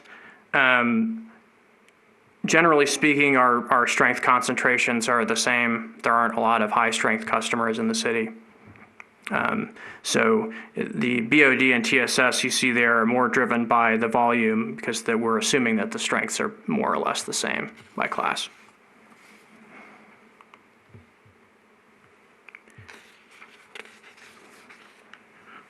Sorry, I didn't flip this over. Unit cost of service. So looking at the cost that we allocated to each cost driver, the units for the customer classes, and then the unit cost off to the right. And then from there, we're distributing the cost to each class. And then we have our comparison there. And I apologize, that should just say commercial and city, not water, because it must have been a holdover from something else. But basically, what we're seeing is, actually, let me just go to this last one because there's really not much difference in terms of residential and multifamily. Basically, we're not seeing super dramatic differences between cost of service and existing revenue on wastewater. Residential's underpaying slightly, and commercial is is overpaying, and city is overpaying just a little bit. On the city side, and this is kind of a dramatic difference, when you're just talking about wastewater, and the big difference there is that most of the water used in the city is not going into the sewer system because it's used for irrigation. So the city issue is a very small one on the wastewater side.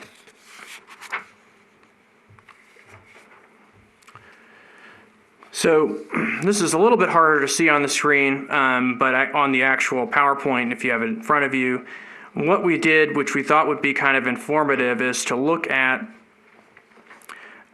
everything on a combined basis. If we just combine cost of service and compare it to combined existing revenues, what would the differences kind of look like by class? So what we see on residential, for example, and I'll just highlight a couple of them. On electric, the cost of service is actually higher than the existing revenues, but on water for residential, it's actually lower. And then on wastewater, it's a little bit, they're underpaying just a little bit on wastewater. So the net result is actually residential is actually overpaying a little bit on a combined kind of all three utility basis. And you can kind of go across the column and see, I mean, the big story and the big driver of a lot of this is just the fact that the city's paying the wholesale cost, and the cost to distribute the electricity, distribute the water, and collect the wastewater is a large fixed cost that's a big portion of our budget that isn't being covered at this point for the city.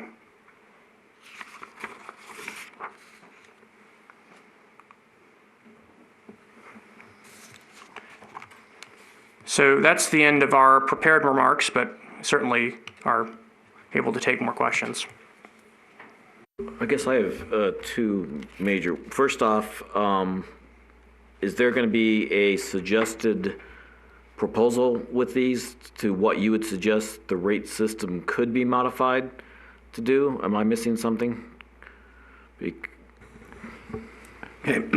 so when we get to cost of service, then when we get, the next step will be rate design. So in our next meeting, we want to drill into rate design, because if you start off with the premise that we want to recover the cost of service by class, then the next question is, how do we structure rates that will achieve that in a way that meets all of our desired values for the system?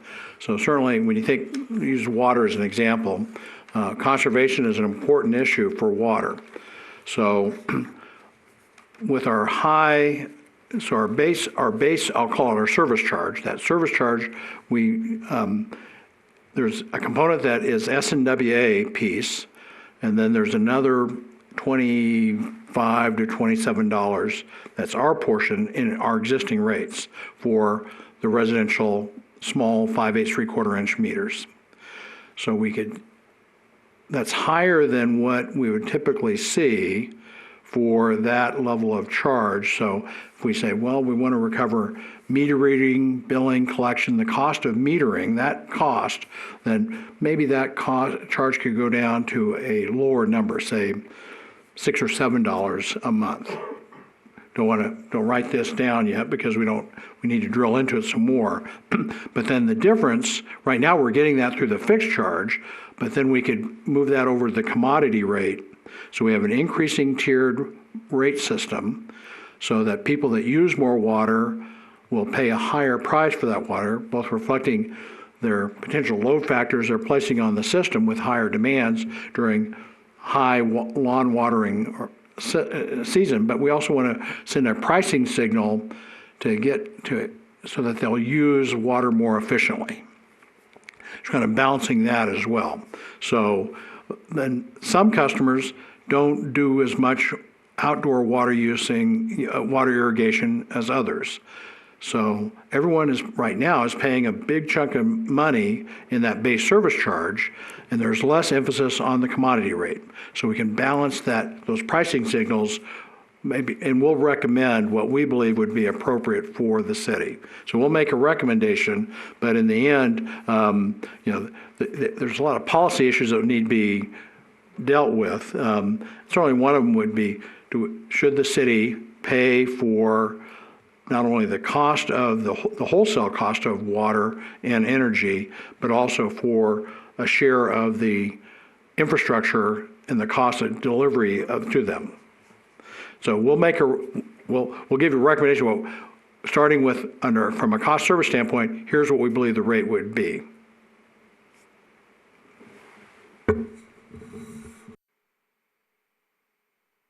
And then just to make sure the next steps, so you just stated that we're doing, so the next meeting would be the rate design, is that what I understand correctly? Yeah, we're just a few weeks out, so April 1st we'll have an updated financial plan. There's still some, on the capital side, some pieces coming into that relative to what do we put in, and maybe initially it'll just be placeholders for water. Say if we think about replacing the butterfly valves with gate valves, which I think you probably heard all you would ever dreamt you would ever hear about, but learning about butterfly valves and gate valves. But you know, if we want to add $300,000 a year for that process and make it a multi-year, so say if we're going to replace all 200 over a 4-year period, how much would that be? And then how do we deal with that on an annual basis? But some placeholders, as well as other elements that will come from the Brown and Caldwell study and their analysis, and trying to at least get some initial thoughts from them as to what we should incorporate into this model from the financial planning piece. Maybe it won't. None of these things may start in 2021, but we want to place them out there in 22, 23, 24, and 25. And then in future years, you know, as we have better clarity as to what additional investments will be needed in the infrastructure, renewal and replacement of the aging system, and what would be a reasonable amount to incorporate in the future years.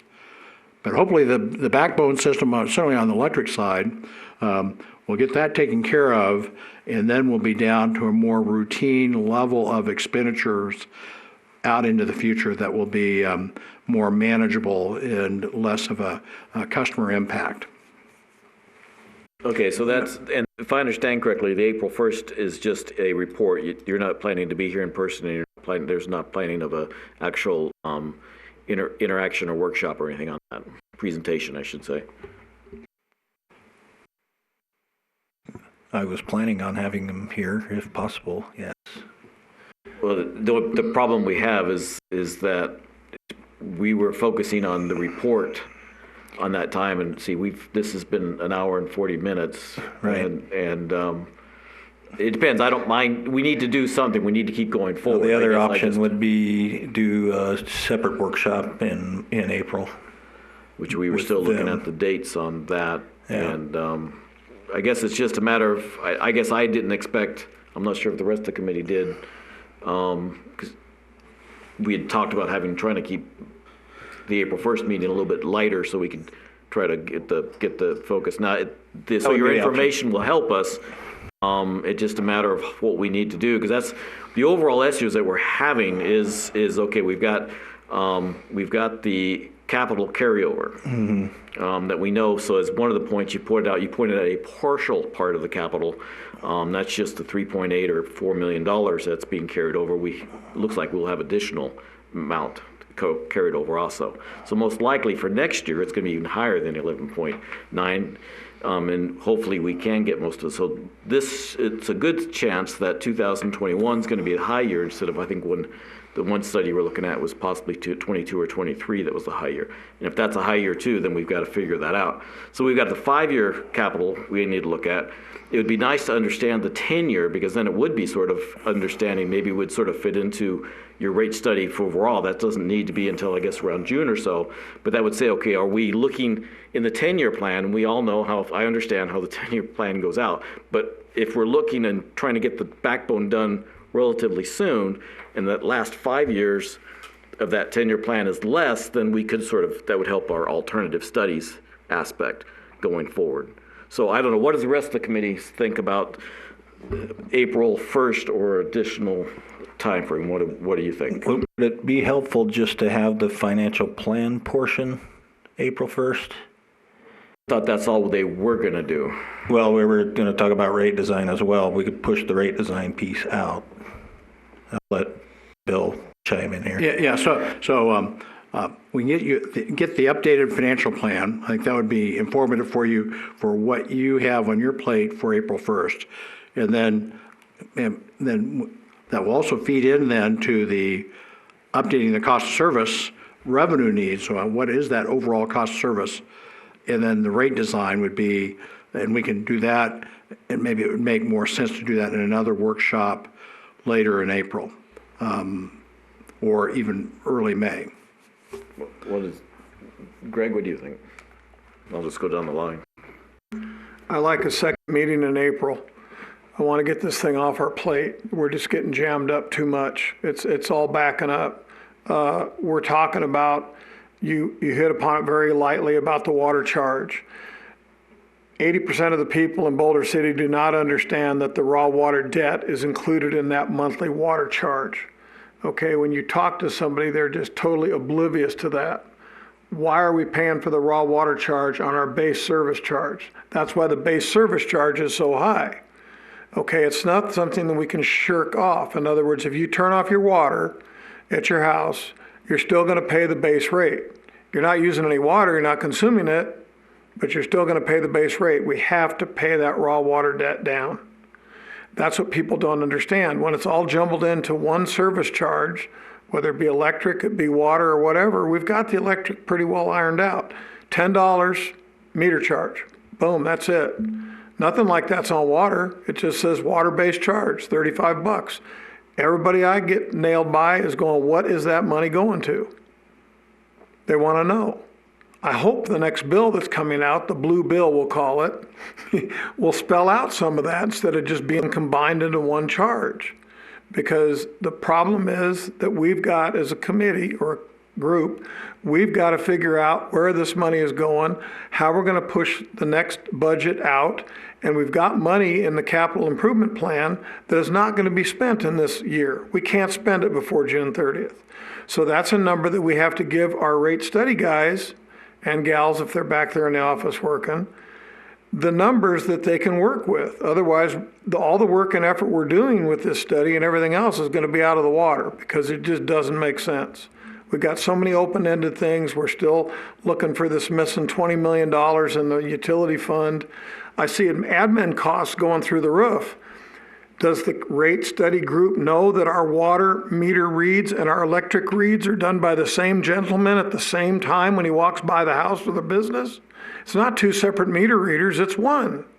So why are we billing for a water meter read and an electric meter read? Take it, split it in half. Everybody has a water meter, everybody has electric meter. Let's get the cost down to more realistic, not just pie in the sky. And I agree, I want a second meeting in April. George? Well, I've become a bit obsessed with trying to get these reports to the council, and certainly that's going to be a long meeting because of the open meeting law. We're going to have to, I think everyone's going to submit what they think, and I certainly wanted what people submit to go in verbatim into the document, and then we're going to have to turn it into something that's readable by the council, hopefully. You know, that's going to be, it seems to me it could potentially be a lot of work, like a time-wise. So I would say I think we're going to need a second meeting in April for something, you know, one way or the other. I don't think we can get, I agree with Greg, I don't think we can get all this done in one meeting. So I agree, the second meeting in April to review the rate design, and then on April 1st, we'll need to use that for the updated financial information. So. I just agree. You guys said it all. So down to me, it's already been said. Okay, so just to make sure it's clear, and actually maybe if we can get it in the minutes, just to state that we would like to see the report, the financial report. So I guess either in a presentation format or however is easiest to understand by April 1st. So we would have it in the package, I guess, for the April 1st meeting.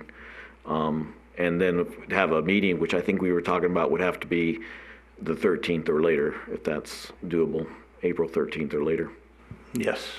Okay.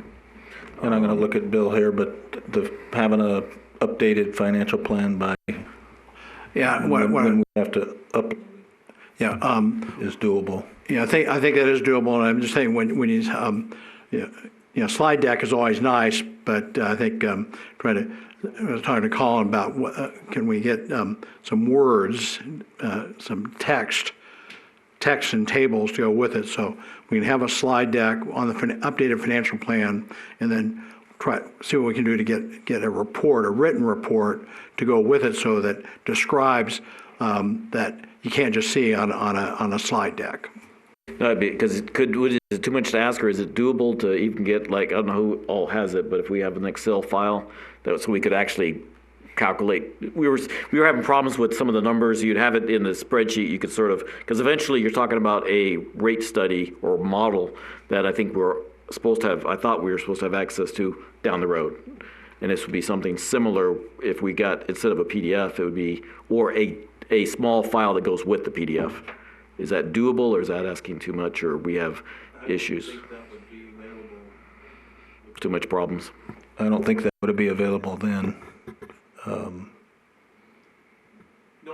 The model, not the model, but a spreadsheet, just as, so instead of, you say in a slideshow, we'd have most of what some of these slides are on in spreadsheet format. The thing is, the executable file that is in Excel format is what you're looking at. So that's going to, because it's all linked together, so the financial plan, that may be let's take a look at it and put our heads together, see if, I understand what you'd like to be able to do, and maybe in a perfect world, we'd be able to get there. But the timing, there's so many pieces moving along here that it's somewhat of a challenge. That's driving us all crazy. Is the timing. We're trying to figure out how to get a report out in time, what the city needs from us and the council, and so that's why we're just trying to make sure. I think we've all said it. There's some data that we're still confused on, and whether we can have all the data by April 1st. And so, as George had stated last meeting, whether we can actually vote by April 1st, or do we have to vote in the second meeting to get everything tied together and then voted? So that we would want to do it earlier, and then how fast and how we get it to the council is the next step. There's just a lot to be done. So that's the reason I think we all agree that the second meeting is definitely needed. We need to keep the meeting on the 1st as light, other agenda items as light as possible, and focus on the report, and also keep moving on the capital, because that's a major issue for the report.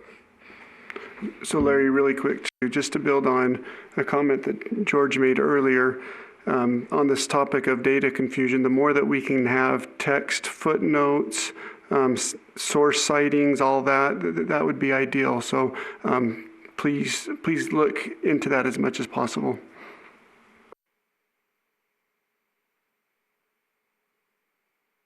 Okay, was there any other comments for the consultant? So again, I guess, can we open it up? I think we had this confusion where we can open it up to the public for a few questions. Being a workshop, Dennis, do you see any problem? I do not. Okay, so let's do a quick open to the public, and if there's any comments or questions are you okay with that? Okay, for the consultants. Thank you very much. So yes, the mic is open now. Stand up, please. So I guess we'll just do the normal thing. If you can just give us your name and limit it to this discussion on the for right now, just the first agenda item and leave it to 5 minutes, please. Sure. I'm not sure what the first agenda item was. I was a little bit late. We're dealing with the consultant for the rate study. So what we just talked about is what we'd ask you to discuss. What I know as a consumer is that I came here approximately 5 years ago and saw my electric rates go from approximately 7 cents a kilowatt hour to 9 cents a kilowatt hour in short order. I also know that 40% of our electricity in this country comes from gas-fired power plants, and gas is now at its cheapest rate in 40 years. Our electric rate should be going down, not up here. We also have the luxury of thousands of acres that are and could be additionally used for solar energy that could make this a solar mecca.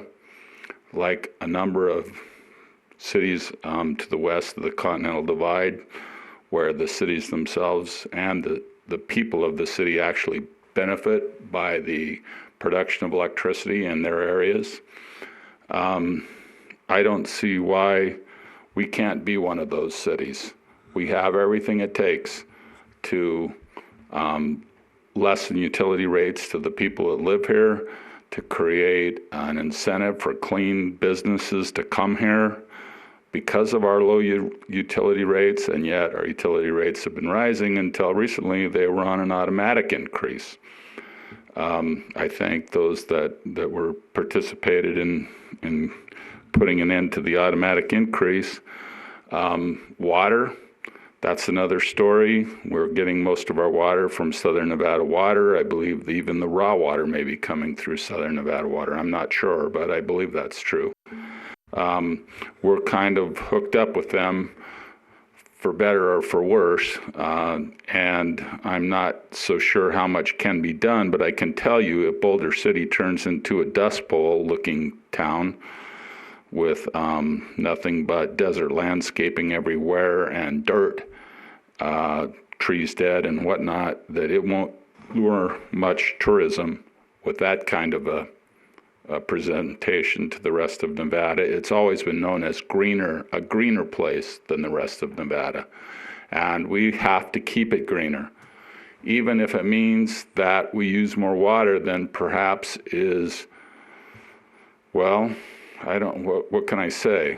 Perhaps you see in some of the more modestly landscaped areas of Henderson and Las Vegas, although you still see golf courses and private, communities going out forever into the canyons using tons and tons of water, wasting tons and tons of water. So I don't think what little water we contribute to the overall water usage is a big deal. I know we can have cheaper electricity than we do. I don't know why we don't. I'd like to know why. That's why I'm here. I'm trying to listen, I'm trying to understand, but I think we should be back at 7, maybe even 3 or 4 cents a kilowatt hour here. It can be done if we put our minds to it. Thank you. Thank you. Dennis, do we want to can we respond to that, or do we want to just sort of look at future workshops to sort of make things, I think the easy thing is that right now, I'm sorry. Right now it's in process. So until we get more information from the rate consultant, I don't think we can really comment on future rates outside of what we know, which one certainly isn't required for next year. Well, I guess maybe we can explain more after but right now I think we can state that a big portion of the increase is due to capital, and the backbone has to be replaced or repaired. And so that's what we were talking about tonight, where we were talking about a 5-year and a 10-year, at least that's what I was trying to understand myself. Yep. So that might help a little bit until we can get things back up to speed, so to speak. We will be higher. It's not a matter of what the energy is costing us. It's really more of the distribution, et cetera, that's costing us more, if that helps a little bit. And so I guess to not say too much more. Is there any other comments relating to this aspect? Because I'll close the comment period down again, and then we'll still have the end comment at the very end. Well, thank you. And thanks again. Thank you very much for your time, and hopefully we didn't push too hard back, but appreciate your time and as always, take time to come out. So I guess we'll go on to agenda item 2, which is the staffing. Right. So you saw in your package a draft of the report. I guess, I'm sorry, do we need a small little break? We want to take about 5 minutes, no more? Perfect. Okay, and then we'll continue on. That'll be easy for you guys. If you want to either take off or listen, you're welcome either way. Thank you.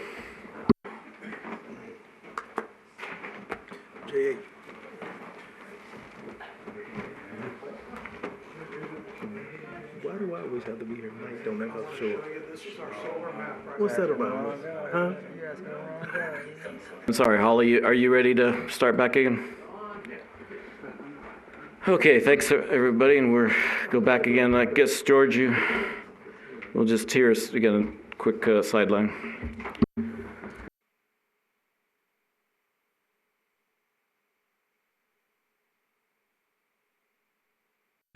Okay, so I guess, number 2, the cost comparison.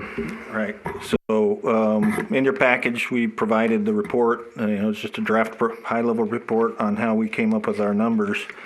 Some of the challenges we still have are, that the out years aren't defined. So if we hired additional staff, that that would need to be defined more.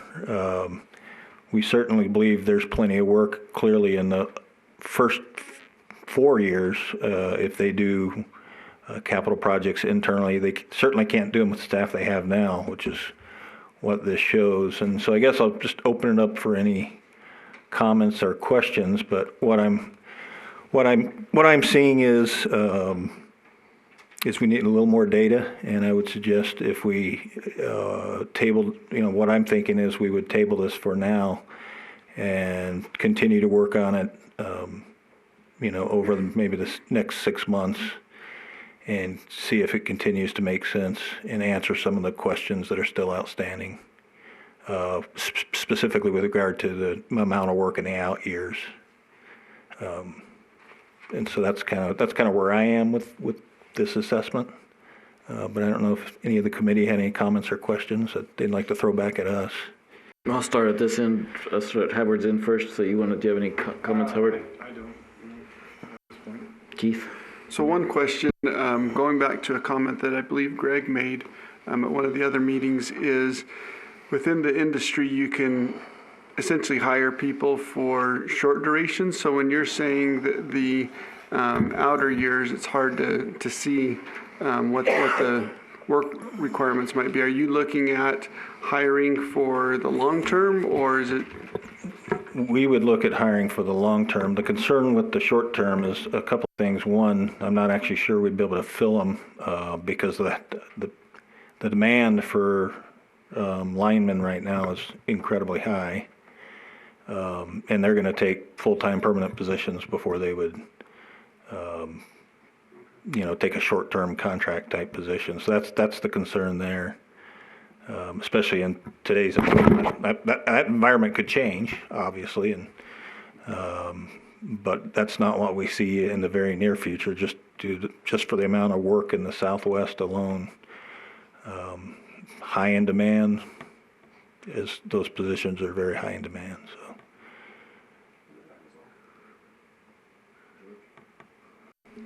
I guess one random comment is things are changing fast. I mean, the stock market's in free fall. Italy's on lockdown. The unemployment might ramp up pretty fast if this thing keeps moving at the rate that it's moving. So, I mean, anything can change is what I'm saying. Right. That's what I'm saying. We don't necessarily ignore the work we've done, but maybe we just table it for now. Yeah. Continue to kind of work on it as we learn more, and we learn more specifically with regards to the out years, especially on the electrical. So.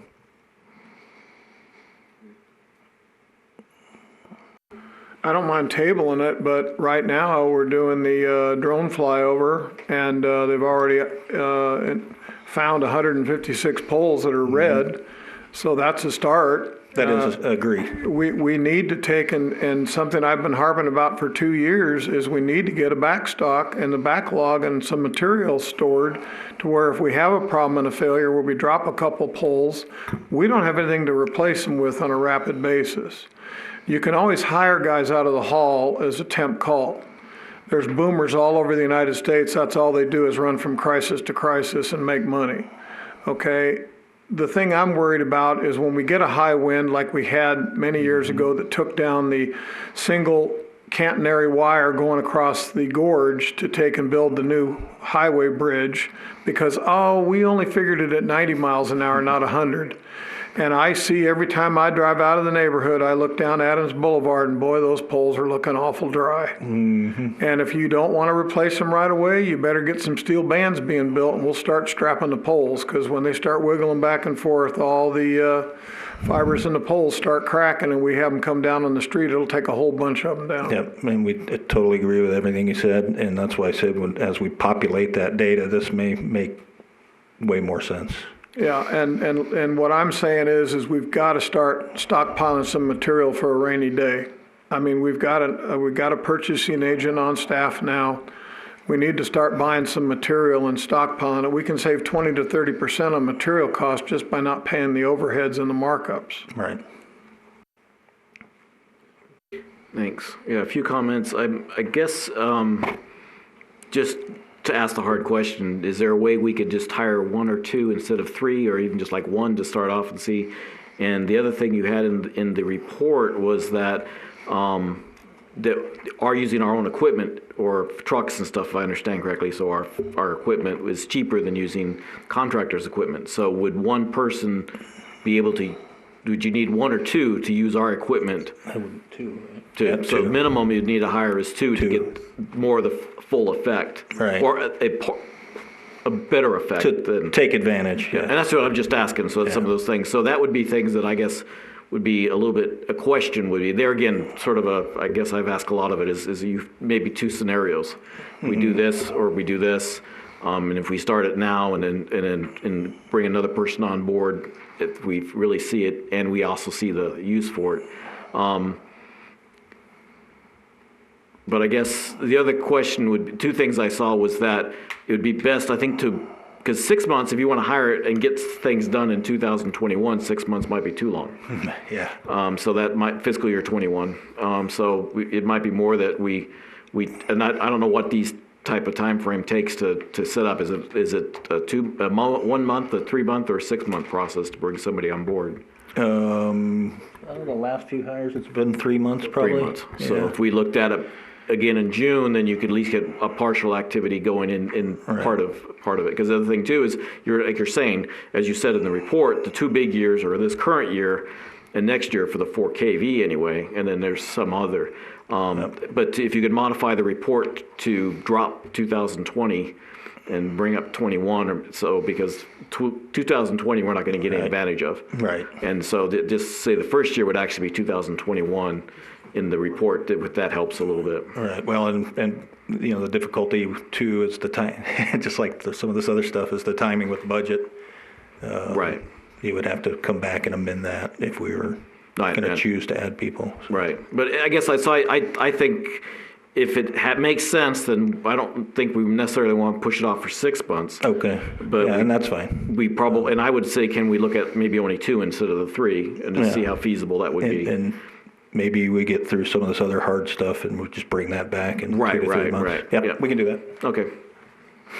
Thank you. So I guess now then we are on the capital. So yeah, I'll let you go with that. So our discussion last time, we were going to go back over and review primarily electrical CIP. So I have the big map again. We just kind of go through it real fast and give some updates on some of the projects that I'm not sure everybody is aware of, but we've got a little bit of new information, primarily because we've bid the BC Tap to Buchanan project, and we now have a handle on both the timing and the costs. So that's good information that we both have fed to the consultant and will feed to you guys. Okay. Okay. Now, when you say bid, so you have an actual contractor? We have received, so for the BC Tap to Buchanan project, or the replacement of the 69 kV project portion of the infrastructure, we went through a design build proposal process, and we recently shortlisted. We only got 2 proposals, and there's requirements we have to follow as part of, I think it's 338, NRS 338, when you do a design build selection, because it's kind of a negotiated project, and of course the design and the construction are included in one single package versus we go out, we get an engineer, they do a design, and then they go bid the project for construction. In this case, the team is a combined engineering and construction team. So that's part of the difference. The value in doing the design build is you can do them a little faster in certain cases, and what we've learned with that project. And I don't know, it helps to see the map again, but if we were able to get that project started pretty close to, relatively soon, within the next few months, we would be able to complete it, the entire project, in FY21. And so you start design, as you start design of each phase, you can start construction sooner, continue with design, start phase 2, start phase 3. And of course, phase 1 would be from the BC Tap to substation 3. So I just, so again, so make sure and understand our role in this. So you've got the 3.8 million that was budgeted for this current year. Correct. So we have that available. And then, so is the contractor been hired? No. No. Okay, no. he just, That is still you're in gonna work. negotiation. So the contract that you mentioned, it would be the hiring contract and what we would be asking them to do and the materials that we'd be asking them to furnish. Correct. Okay. So I guess, so we would still be able to review that. Is that what we would, and because you would be asking the council certainly for final approval? Yeah, eventually, as soon as. But yeah, you're looking, so that's the one thing that you're going to ask, because we talked about in the last meeting, you'd be asking for a very quick turnaround from us. Yes. And most likely not in a meeting, it would just be, it could just be that you'd send it to the committee, ask for us Yes, to for return an comments. individual Yeah, just send it input, back. send it right back. So, Greg, I don't think you were here on that one. And Keith, you weren't here, so that's a new concept that we talked about, and I think would, if it allows us to have input, because otherwise I don't think there'd be enough time to run it through the process. And one of the reasons we're trying to get it not only completed sooner, because we want to get that project completed, but there are still concerns about power pole costs going up in the future. So, Which way are we starting from? BC tap to BC tap to substation 3? 3. Yep. Let's go. Let's get her done. So I will, as soon as we have that available, we'll send it out for comment. But we do need it, because it's the way it's phased in the capital plan, we would just need to get that blessed sooner rather than later, at least that portion. BC tap to Buchanan overhead lines got 3.85 million for the revised budget. We're not going to spend that between now and June 30th. No, in fact, the way their schedule is being proposed, it's all in 21 Yeah, so we're going to push that amount out to the next. to Okay. 21. Yeah. Let's go ahead and see your private map.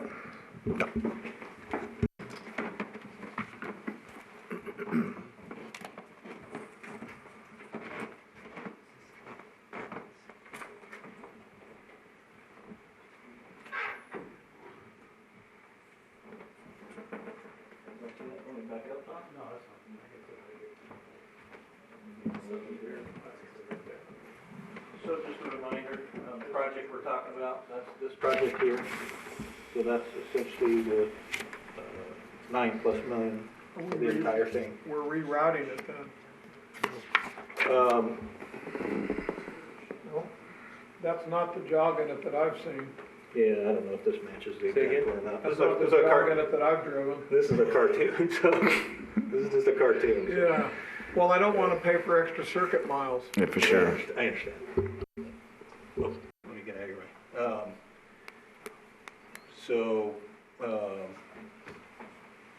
This project's basically wrapping up. Really all we're waiting for is controls from WAPA and testing. And fiber optics. So, yeah, that's all in the WAPA control. Which project's wrapping up? The tap itself? The or actual transfer. Okay, yeah. 100 MVA. That's what's transformer, wrapping up, okay. Below grade upgrade, the total things. Okay. Not done. Go over, take a look at it. Do we think that will be done this year? So then that It'll will, be done Couple weeks, it should. probably, trying to be nice, WAPA factor, maybe a month. okay.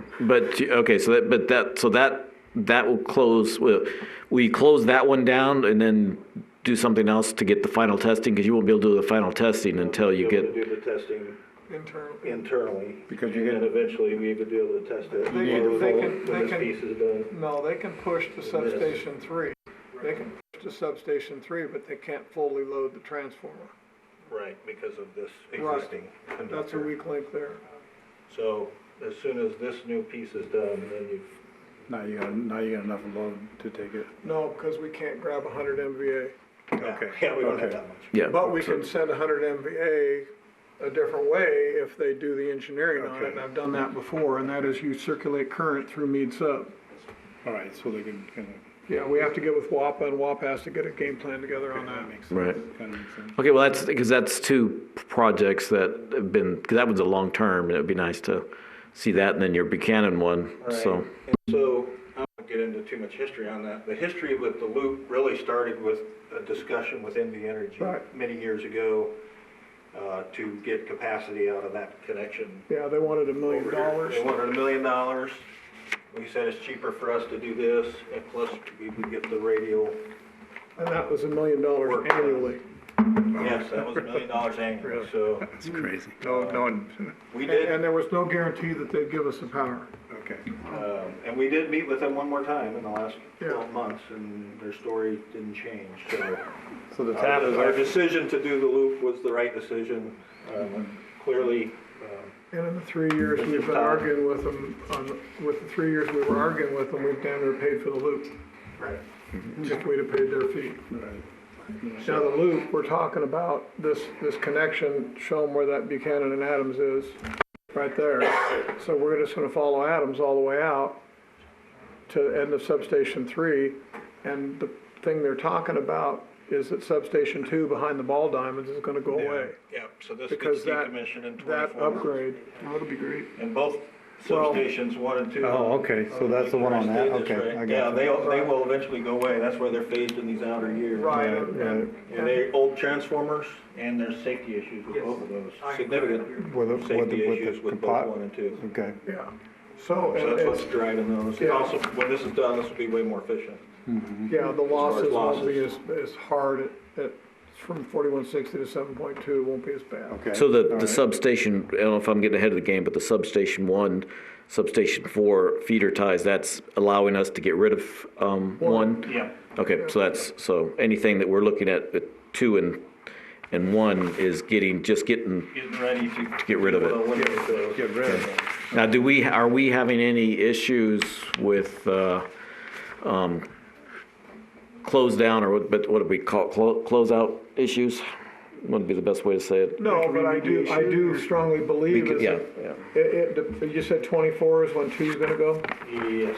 Okay, I do recommend strongly that we advertise those transformers be resold. yeah, that would be, Don't scrap them. So on 2, yeah, try to Yeah, get, and 2 and 1, because they were just upgraded, 3, just 2. 2? Just 2. I thought we did some at 1 also. No, just two. Yeah, 2's got 2, 69 to 4160s, right? Right, so it's one. How many MVA? Two, they're I think they're 10 or 12, right? 10 to 12, Yeah, and then fan over? yeah. Yeah, so that's a marketable product, and that can be moved out on a low boy. and so, yeah, just, I guess the biggest thing, though, there you got the word right, is decommission, is whether we need any additional cost for decommissioning. No, I think we can recoup our decommissioning costs on the sale of the Oh, transformers. and that's a good thing to look at then, so that's a really good point to see if we can get any salvageable for that, because All the scrap and the copper, I mean, I looked at that, and my history goes back 105 years on substations, so I've rebuilt substations 105 years old with little cold disconnects and everything else. I've refurbished them and brought them back. All that stuff has marketable commodity. Yeah, and I wouldn't scrap any of it. I'd sell it as a lot bid. Okay. But the biggest problem I got right now is I'm glad to hear that we're gonna push for the BC tap to sub 3. That's our first setup. Because the reason I wanna do that, and you understand it, is the static wire becomes fiber optic. And then what happens with that is we turn around and that bolsters up our relay protection scheme instead of going over copper. So if we can get the Boulder City tap project tied into substation 3 over fiber, even if we string temp, it'll help a lot because of the relay, the speed of the relays. And if we're using the Schweitzer relays like Mead's using, you know, and what we used to use, it's lightning fast, better than the old electromechanical and copper wire. And that, if I may, that actually is the workup that we're doing now from the tap to 3, and then to bring 3 online off of the tap. Yeah, And then do it in phases, but absolutely to put the substation 3 on the tap, once we get that section and cut. yeah, and then we can isolate and we can start loading up the bank, because I'm really, really nervous about that bank Yes. and its past history in the factory. Right. I want to get it heated up, warmed up, and get the moisture out of the paper. Absolutely.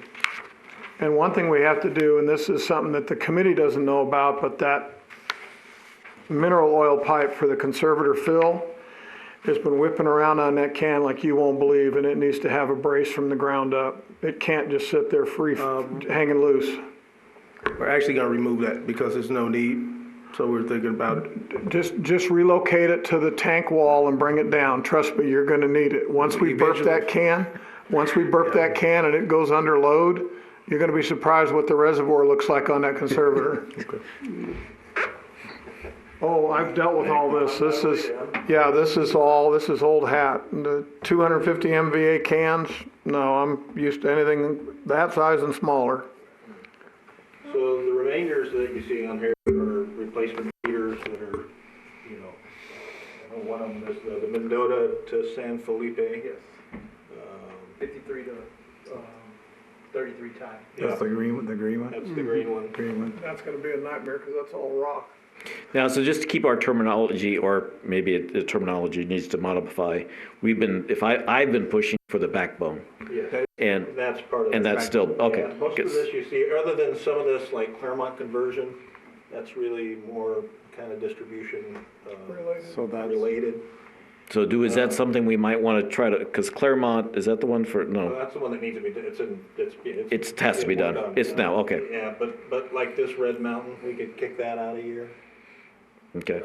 or do it over a 2-year period and years. is that 5 and 6. existing or is that? This is existing, how many meters are up there?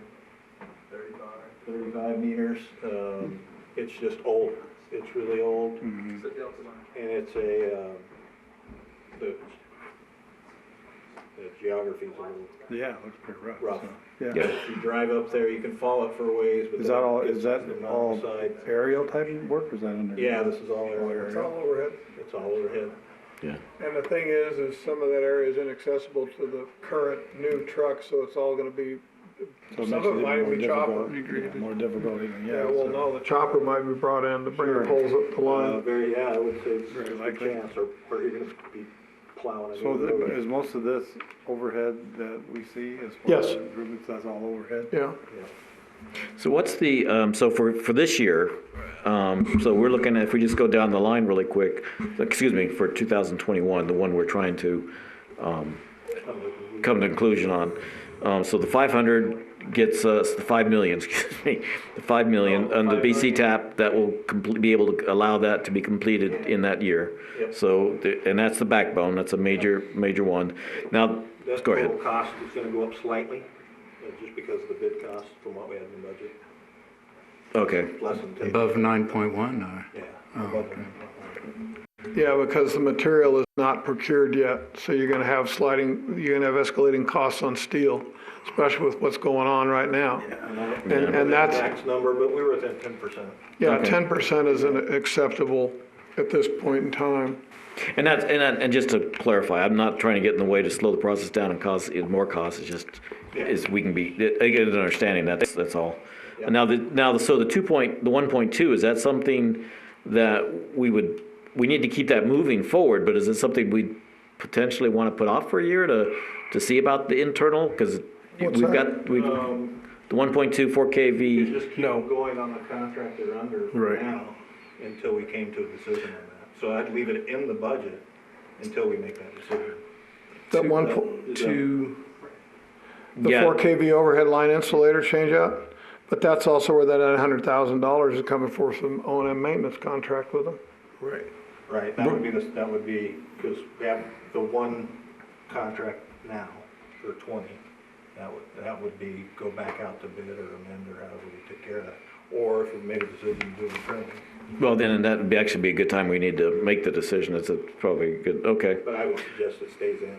Okay. As far as budget goes. I You can always push it to the next fiscal year. You know, what isn't spent on that one, we just carry the line item out to the next fiscal year. Not do the contract. Yeah, and that's gonna. Stays in the budget, don't do the contract. Yeah.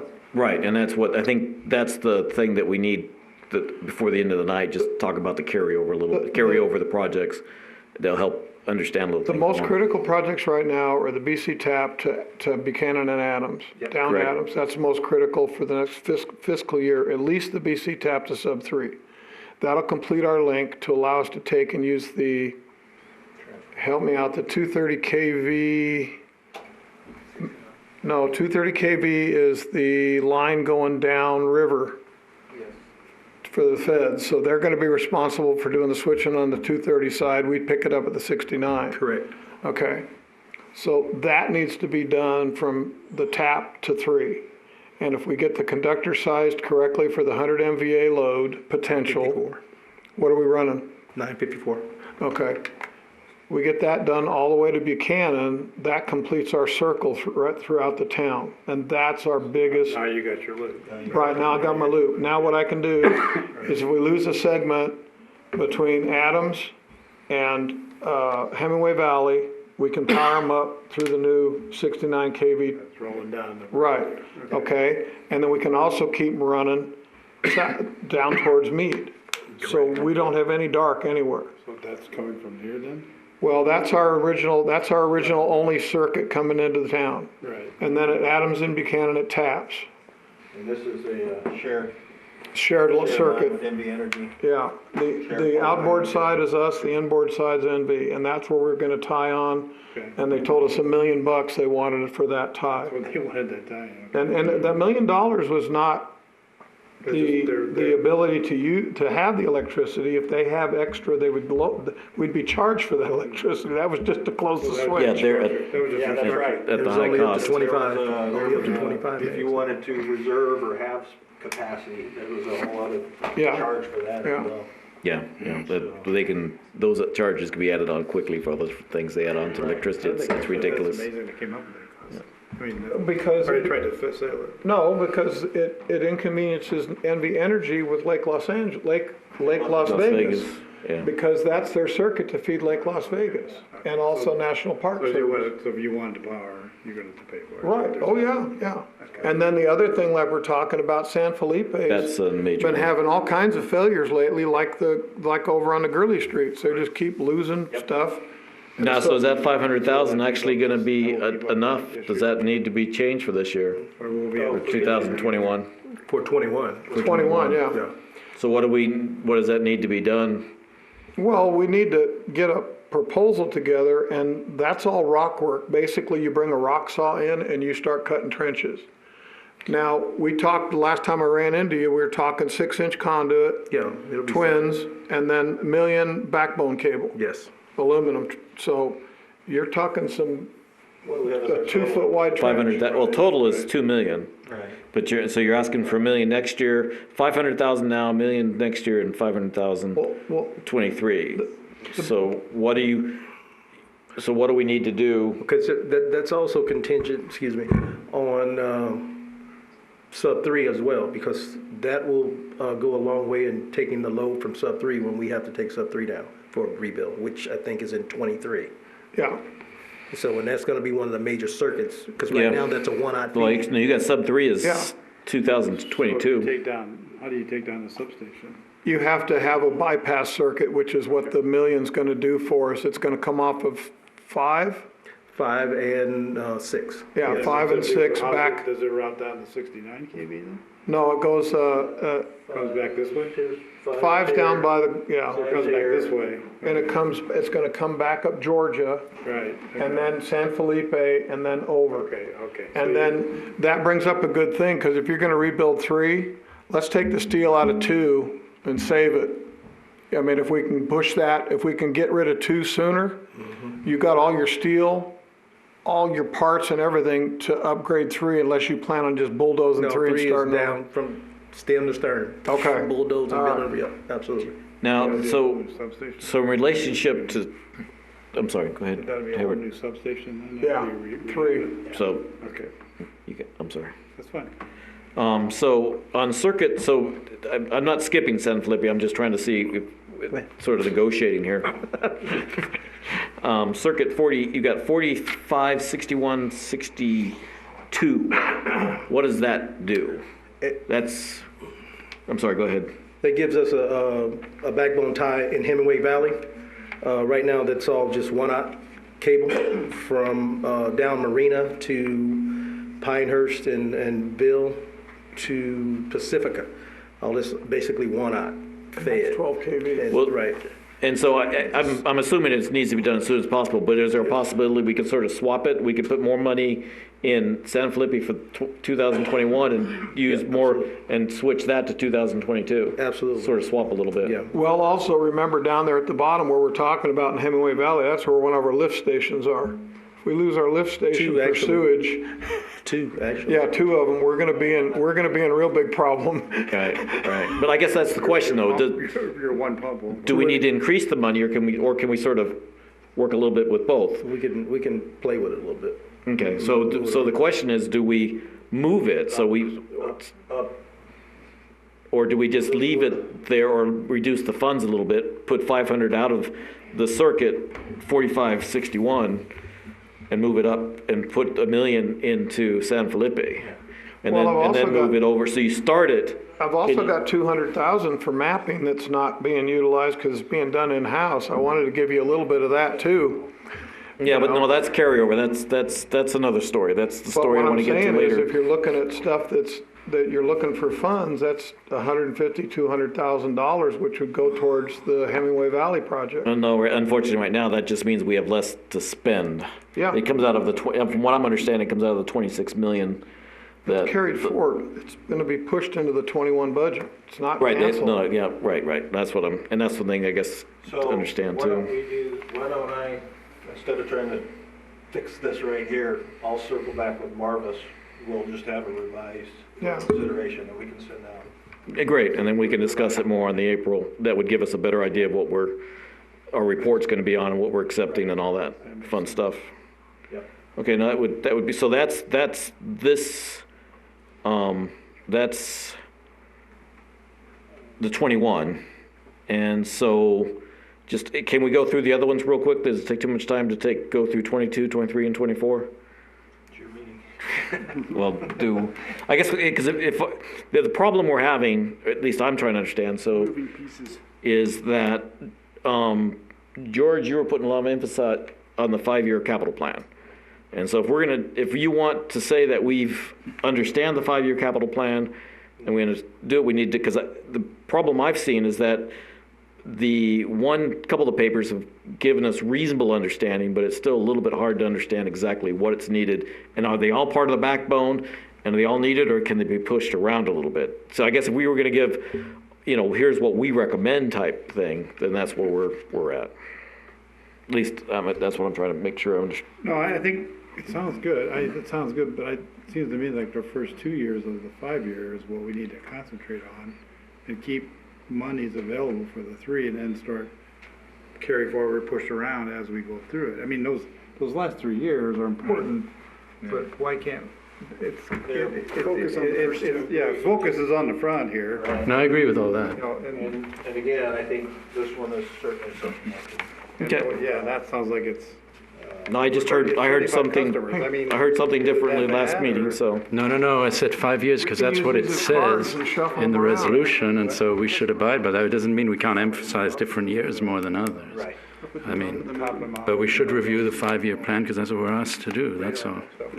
Okay, but I agree because that's, the next 2 years are what we can really focus on. You're not gonna be able to focus on the next 5 years or even 4 years, so. This is what I've been using to shuffle these around. So do we want to look, well, let's look at 22 then. And so we're, We have the sub 1 to sub 4 feeder ties for purposes of the substation. okay, So I don't think that really is a question. That's kind of what That timing is appropriate. okay. Greg has a, The 63, 64 tie, remind me, that's just a backbone to tie those 2 circuits. So that sort of finishes up the other one we were talking about down in Hemingway? Yeah. Okay, so they're linked together? Right. Okay.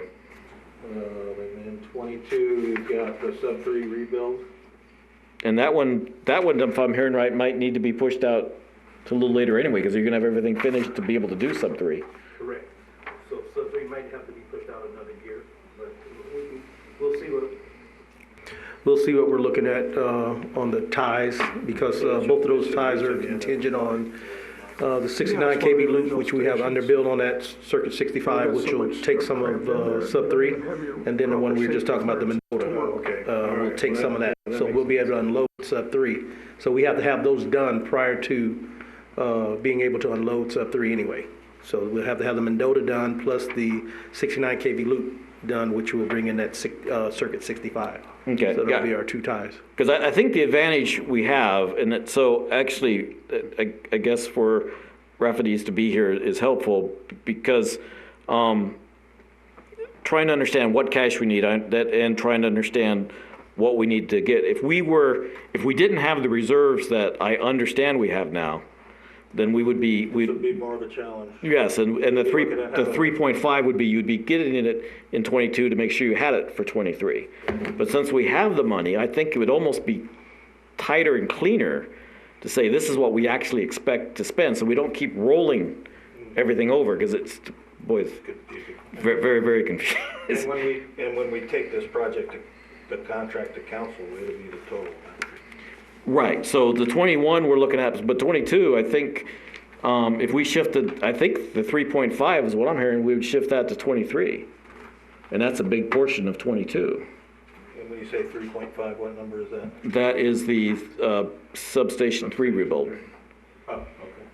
So, because if you put that in fiscal year 23 and you're ready to go right in July of 23, would that be problematic? Well, again, the downside of that is construction costs. So that 3.5 or whatever we're looking at now is probably going to go up at least by a quarter. Yeah, but we're not. But I guess what I'm saying is we're not even able to do it. So I'm just trying to be realistic.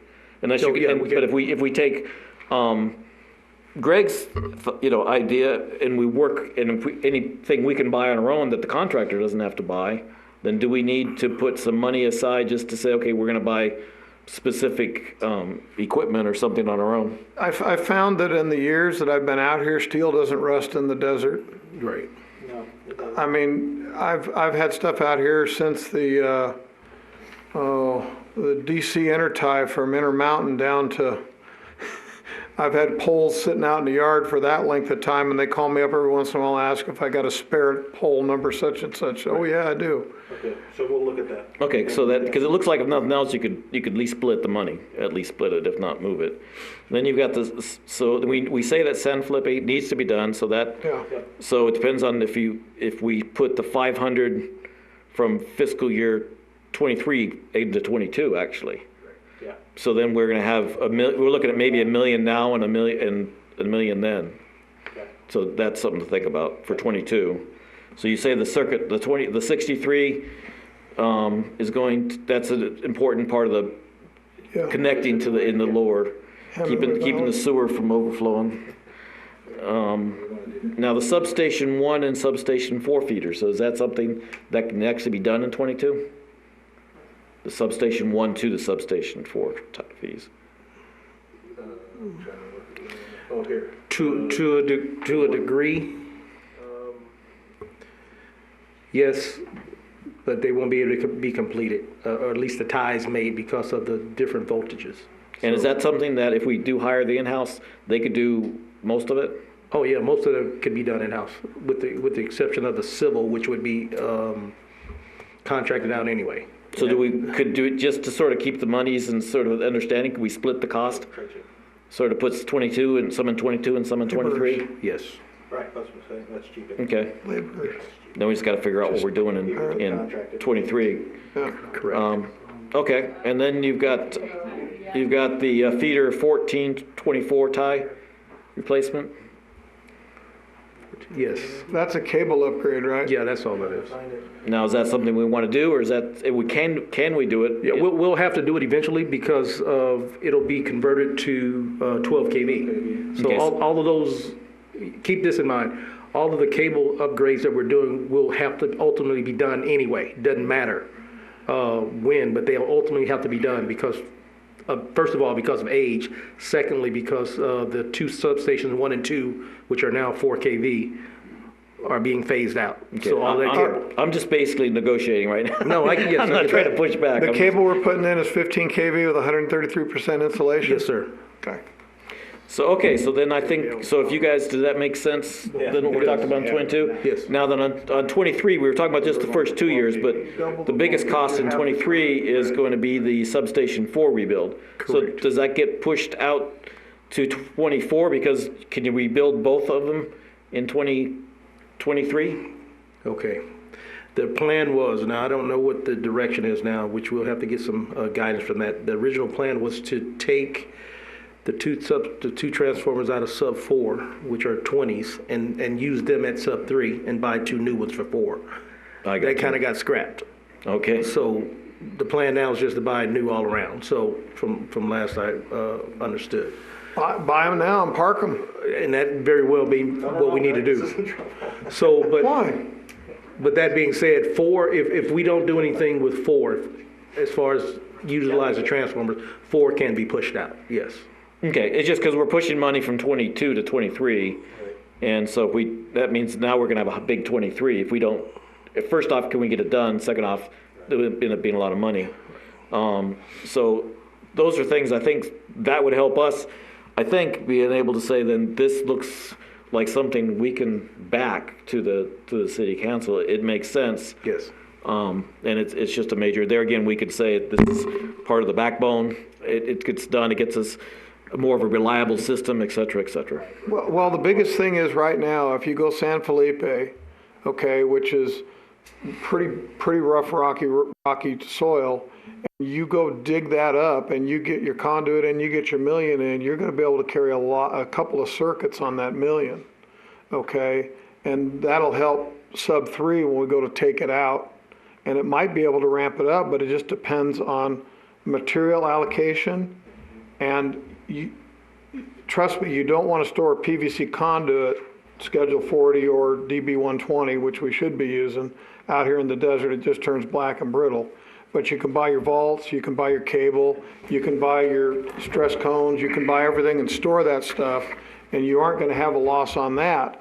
But right now, with what's going on, it's better to buy it sooner and save an annual escalation cost of 20% material or inavailability of material than to sit there and push it off to the year you want to do it. If you can take and put the project in on a line item and then get your expediter, your buyer to start going out and bidding this stuff, you might strike some pretty good deals because people have a surplus from canceled projects. Well, I think one of my suggestions in the report was that we have a little better description of materials and labor and stuff like that. And Go ahead. And so that would lead to what we're talking about. If we say the materials are needed in this year and labor is going to be done this year, so we don't have all the one cost, we break the cost out.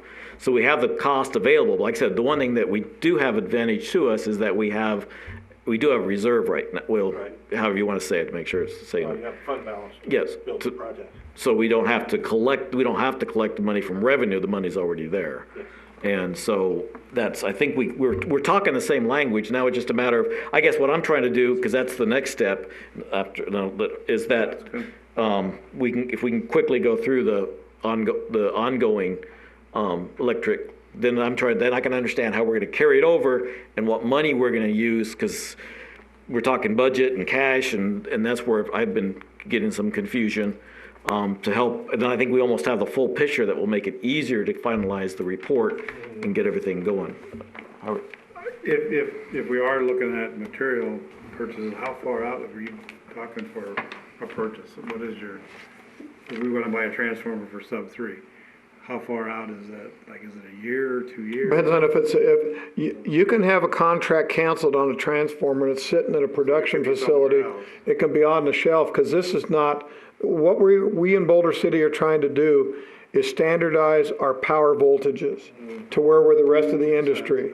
Okay, so as far as I'm concerned, anything we can buy, okay, a 69 kV to 12 kV transformer is truckable. In other words, it doesn't have to be built. It can come in already oiled up, ready to go. Technology-wise, it's going to stay It doesn't change. In fact, the older is usually better sometimes on the core. It's going to be Yeah. So nothing changes or upgrades. Right, you're talking subtrans, you're not talking transmission. The biggest problem you got is that we have some areas that we can store the product and store the material to where it won't be vandalized. Right. And that's what we really have to be cognizant of. That makes sense. But the thing I'm looking at is anytime I can buy something for a project that I know is gonna happen now versus in 2 years from now when steel prices go up or anything like that, or aluminum prices. I mean, right now, the market lion is Okanite cable. I mean, I know you like it, I like it, it's a good product, but guess what? Everybody's getting on the bandwagon, and now everybody wants it. So it's all on it, okay. Yeah. No, this is helpful because I guess that's it, just for us to say that we've gone through it and done our due diligence, and this makes sense, and again, it makes it a little bit easier. So I think we've done what we talked about. We've gone over the 3-year period. And so we'll just see how, and we've pushed a few things into 2024 to see how it falls out. Draft it up, we'll send it out. I think that sounds great, yeah. Yeah, and then, and send I it mean, up. we got a pretty good handle on it, and this is a blessing that this is a workshop and not a full-blown meeting, that we can sit and talk about this and get an understanding of what we're trying to make a decision on that is, it's a lot of money, but in the grand scheme of things, it's not. What we're trying to do is keep Boulder City running at the most economical cost that we can possibly do it at. And anytime I can shave 20% off a project for saving on material versus a I agree, markup. but I'm just, yeah, I think you satisfied my questions about it. It provides significant reliability. Yeah. Plan. Right. And you also got some pretty major issues with potential safety. And the other thing is, so we all understand the technology we're using now is, I hate to say it, but electrical mechanical relays in some of the stations to where if the dash pot has gummy oil in it, it's not gonna work. So as we rebuild, for example, BC Tap to Adams and Buchanan line, we're gonna string a static wire up there with fiber optic in it. We'll bring it down to a box at that T intersection, and then we can either go downstream down Buchanan or upstream. And that way we've got a juncture where we can take and start tying all our relays and automating our facilities. The plan is, and I know, 3, when it comes down, it's gonna be all automated. No more load interrupting disconnects on poles. It's gonna be all within the station. So now you've got a means to switch and track and chase everything. You need that speed though. And you need the speed to open and close. But the biggest thing is the San Felipe at 1 million circular mill going up aluminum all the way to where we can take 3 out. That's a big project to make sure that all works at a very high speed, and that's 12 kV, not 69. Okay. So anytime we increase our backbone, we increase reliability. And that's what we're trying to do. That's what it sounds like. And so in seeing what we see here that the public can't see because of security and 9/11 and everything else, I've got a pretty good idea where all the stuff's gonna happen and what's gonna happen, and I can look at that map and tell you just visually what the priorities should be. You don't wanna lose your sewage pumps down in Hemingway Valley, so that takes a priority. And that's interconnected to our electrical reliability. So you have to make certain that you're looking at the big sphere, not just a little piece. Oh, that makes sense. And the thing I like about it is, there's some other things in there that I know will come up later on down the road, but I think we've got a good plan, and we're gonna have 2 methodologies for feeding Boulder City with electricity. No, I think that's the most important to me is that 250 I can't remember what that dang So circle I see that was. we have a substation 5 and 24, transformer replacement on the bottom there. And what about 6? Is that the one you're gonna add to 25? 6 is up on top. Yeah, you got something in green. That's Right there. You got something, is that 23? Oh, that's the circuits. So is 6 in good shape, or does 6 need any work too? 6 will ultimately have to have the transformers upgraded because they're only 10 MVA right now. So, but for what's down there right now, they're sufficient. But being that we're going to use it as a tie, it'll be a major upgrade to that even down the road. So that's be, so are you looking at another 2 million or so, or are we? 2 or 3 could upgrade the transformers to 20s. Right now, it's not a 5-year. 5 years, yeah, 5, 6 years. Okay, so it's, So that'll be coming up. but is that is that the last is that one of the major ones, or do we still have anything Yes, else, because another shoe that's it'll, gonna fall? because we're doing away with 1 and 2, those loads have to go somewhere. So I we have understand. to evenly disperse them between the remaining 4 substations. That's why all these substations are being upgraded for the most part to be able to take on this additional load. Even though it's more efficient at the 12 kV, it's still low. Right, but the thing is, it's half the current. Absolutely. So what I'm looking at, I was trying to remember that 230 line is the Parker Davis line coming from Meade down to Parker Davis that we're tied onto. Okay. At Boulder City Tap. Yes. And that's what I was trying to remember, because that's the original Parker Davis project. Right, right. So that's where that 230 is coming from. So the 69 is coming out of Meade Sub, which is where Nevada Energy's also got their power coming from. Right. And that's why it's a shared circuit, Cannon. So you don't want to get on the, what I call the inboard side or the sidewalk side of the circuit. You want to be on the outboard side, which is what Boulder City is. Okay. Right. Okay, and then that was something that you just triggered. There is a 69 kV pole at the corner of Colorado and US Highway 93 that the guy wire got snapped a few months ago, and it's wrapped around the pole with red tape. We need to look at that, because that's one of the poles that are kind of iffy. Right there. Right, see where the cutover is? Yeah. See the word cutover? You know, that's right, it should be right there, because it's near the. Yeah, it's right down at the base, Colorado and US Highway 93. The admin, yeah, the admin. Yeah, building and that guy wire's been wrapped around that pole for quite a significant amount of time. I thought there was a communications guy, but I'll double check. Well, I don't care what it is, I guarantee you plastic tape's not gonna hold it around that pole, and it whips out, hits some car, we're gonna be in trouble. Right. So that's something we need to look at. Okay, and part of what I'm trying to get at is that we've got, that's what I'm trying, I think we've got 5, 6 years maybe of the backbone and some expensive stuff, but after that, it doesn't look like the electrical, and I think even what we It'll heard be in with the pretty water good and shape. sewer, I think yeah. it'll be in pretty good shape. What we need to do some analysis on is some of the aging to see if there might be stuff in the out years that's more maintenance related, but could increase maintenance. So how long, okay, when substation 3 gets rebuilt, how long does that last before we start doing? Substation 3 again, Again, about 50 years. about 50 years. Well, it depends on if you, I mean, how do we plan? No, we're laughing about it, but I got a substation up in Owens Valley that's 105 years No, old. that's true. 50. And if you take care of them, they'll last. Sure, I think it's more, yeah, but if you're doing regular maintenance, replacing Yeah. transformers, right. Yeah, and I think, stuff that we didn't do. So once you have it, you do the regular routine maintenance on it and whatnot, you have it for life, for. Our life. a reasonable, life, yeah, because and that's I what. just don't want to get, what I don't want to lose is the backbone that you're building. Right. You know, we build it, how the hell, we we still don't gotta want maintain to, that. we don't want to get in this situation again where, Yeah, that's exactly. you know, that's what I'm saying. What I would usually dealing with is a lot shorter lifetime than what this stuff is, so. Well, that's the reason that I'm asking questions and stuff, and the description would be better, because when somebody just throws out it's old, it doesn't help us. Yeah. Because in this weather, in this climate, old doesn't necessarily mean that it's a problem. It's a dry climate. What's the wear, We'll be what is the wear fine. and tear on it, I guess? Right, exactly. There's My question. a couple things, but I guess what I'm trying to get at is that we're looking at Probably nothing, 6, right? 7, 8, 9, $10 million because of our carryover and all sorts of stuff. Where I think out in the future, 5 or 6 years, we can still do what you're concerned with. We can look at 3 to 5 million. I'm hoping, because that's what we were doing before. We were looking at 2 million and 5 million, but now we were looking at 2 and 3. I think for some of the old capital that I could find, and that's still trying to get. But so the rate process shouldn't be as bad because your capital, and you can probably you can still keep everything up. So you got maintenance. Keep maintenance going and keep a reasonable capital going, but not an outrageous. You got a busy schedule here.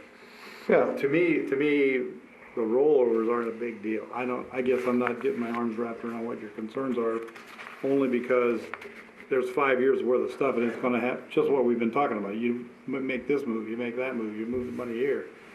So over 5 years, when you're trying to rescue this damn system, it makes sense that it's gonna happen. But it's But been you wanna ignored, minimize but it's that, been ignored it's for gotta be so long. minimized at a certain point. So remember, the work that was done to even figure this plan out happened many years ago, but they didn't have the revenue Right, to there's no- do them right. until those rates went into effect Correct. in 15, 6, whatever years. or- Correct. 17. And because it's pay-go, Right. you gotta generate But the again, revenue. to do it. but again, like was said earlier by someone here, we gotta explain that to the ratepayers, why are we in this situation? Because we delayed. What's that base, whatever it is. Well, the biggest reason that we have the rollover problem is we've got 13.9 million that's in the budget, that's the revised budget for this year. Yeah. And we've only spent, well, I don't know what the current number is, but as of January, it was only 790,000. We've got 3.9 million encumbered, and that's the thing, 69. So I think that's why it's important to go over a little bit, is can we go down through this? If we just do electrical, I don't think it'll take too long, to sort of get an idea. Does that? Yeah, I didn't bring my page for that, but Because what we're talking about, Dennis, counterpart in the field, knows what we're asking for. Let him go back and get this thing categorized as to importance of the category. In other words, 1, 2, 3, 4, 5, 6, 7, 8. And then we can go through and pull this apart real quick and get it figured out as to which we're gonna slide, which we're gonna back in a 5-year plan. I got no problem with that, but right now what we're trying to do is we're jumping all over this document, trying to figure out what's what and who's where and who's on first and everything. Okay, well, else. I totally agree with that, but we got two separate issues. We have the capital program, 5-year capital program, which is the yellow document. We have the capital program, which is the new capital coordinator, so for lack of a better, CIP coordinator is putting out. So there's two separate documents. We have stuff that we don't exactly know when it was started, and we don't know when it's going to be finished. So we have $13 million, and we have I believe we have over 10 projects. Right. So what projects can we complete next year and still get everything else? So yes, I understand we probably don't tonight, that's understandable, but we've asked for this several times. We've asked for prioritizing this, and we still haven't got it. And I don't think we can really say, because you're gonna be there's a possibility of bringing $7 million into next year. And so we've just sort of we've moved the money around a little bit, but I think we're still asking for 7.8. And a big chunk of that is because those projects are in design, so they haven't even got to construction yet. Okay, and so, but are we gonna be able to do everything? And so how long are we gonna keep on sliding? And then we seem to have, now we're into with the budget and cash issue. You'd want a definitive answer, and we're gonna slide it 5 years. Okay, that's how it's gonna work, because Bosch, we've gotta design it, we've gotta figure out a plan, we've gotta figure out, look, when I used to build substations, 5 years was a quick substation. Okay, I'm honest, 5 years was a quick substation. Yeah, but these are projects, so it's just products these are projects that are, we got feeder 63 to substation 3. We've got substation improvements. Hey, there's a quick way to do this. Throw more personnel on it and I'll get them done. No, I'm saying it's either money or personnel. The problem is, this stuff here is CIP. We were bidding this stuff out. We finally are starting to get wise and look at what they're charging us for these projects versus it can be done in-house. Okay, and now guess what's gonna happen? You're gonna go as a financial planner and a money guy, you're gonna go, oh gosh, we just cut 30% off our labor costs. We now gotta push that amount out onto another project, or we gotta push it out to another year. I'm just saying that we're trying to do something at a very rapid rate. We're not getting the stuff we need because they're having to add personnel into the city to give us what we need. And all I'm saying is, before we take and drive a nail into this board and say this is the way it's gonna work, let our coordinator that's now hired with the city go through here and give a priority to these projects that are gonna be in the next fiscal year that we can complete within reality. That's what I've been asking for. Guess what? I'm backing you up, and I'm putting it on record that I want the same thing. Because right now, we've all got a plan. We now see the plan. Okay, we didn't see the plan before tonight. Okay, now we've got a plan and we got an idea, and now we know what we got to tackle in the next fiscal year. Well, we know what we need for 21 on, but trying to get this carryover. So if somebody can work with this, like I said, we've got over 10 programs, and some of them are closed out, and it'd be nice to sort of figure out, and some of them should be closed out, and then we just need to figure out if there's any extra costs associated with these that can be encumbered and seeing it. But it'd be nice to understand what money is going to have to be carried forward so we can have. It'd be nice to start July with saying this is the amount that we actually budgeted for, instead of budgeting 7.8, and then all of a sudden July we're seeing 14 million or 15 million. And so that's what I'm trying to ask for. So I agree, but I've been asking for months, and so is it going to happen between now and April 1st, and what are we going to vote on? That's what I'm trying to get at. I think it can be done, and we'll dovetail together and get it done. I'm willing to, whatever support we need, I'm willing to take and do it. Okay. The biggest thing I'm looking at is now that I see the scenario and plan of priorities, that me as an old line station construction guy and used to work, eat, breathe, and sleep electricity, I now have a better idea of what we're trying to achieve within, we'll say, the next 5 years. And that's what I'm happy to see, because if the committee agrees that we say we accept it, and we think that the city council should accept it. Yeah, that's what we're here for. That's what we're here for. Yeah. And we've got enough information now, and with this, just with the carryover, to me, that sort of cinches everything and makes it a lot easier to understand the final aspect of what's really needed next year. So yeah, I guess our basic thing is to, I think we're all in agreement, is to get the Boulder City tap transformer energized to where we put a load on it. Okay, and that's a key item in the construction or reconstruction of Boulder City's electrical system. Yeah. If we can get the Boulder City tap to sub 3 and get that running, now we can go 2 different directions with the energy from the sub 3. Yeah. Right now we can't go anywhere with it because that purple line isn't there. Sure. No, that one going that way. No. No, I see poles, I don't see any wire. I start seeing wire going down bull wheels, I'll be happy. Because I still don't see the pole at sub 3 to accept the dead end. And I guess maybe so to make sure it's just, I don't mean to kicking a dead horse. The only thing I'm saying is that if we say that we need to shift this to make sure this other stuff needs to happen, I'm fine with that. I just like to understand how it's going to happen, that's all. So,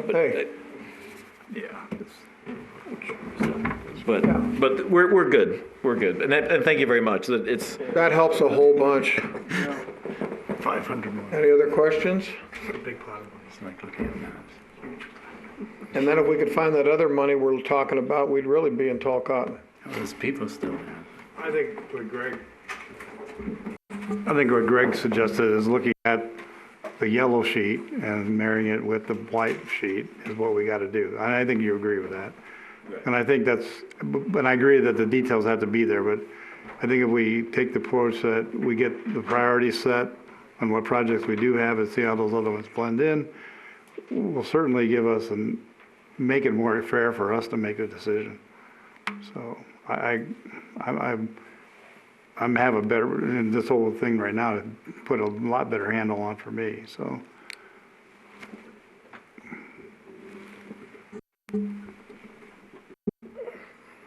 Keith, do you have any? So I guess we're about ready to, this is the last before the comment period. This is the last thing for the capital. Dennis, did you have anything else? That's it for tonight. Okay, and I'm sorry, I'm sorry about, is it Mavis? No, Marvis. Sorry, thank you very much for your time, and I greatly appreciate it. So back, Keith. Yeah, no, I just look forward to the updated data, because I do think that we need to see these different documents come together, so.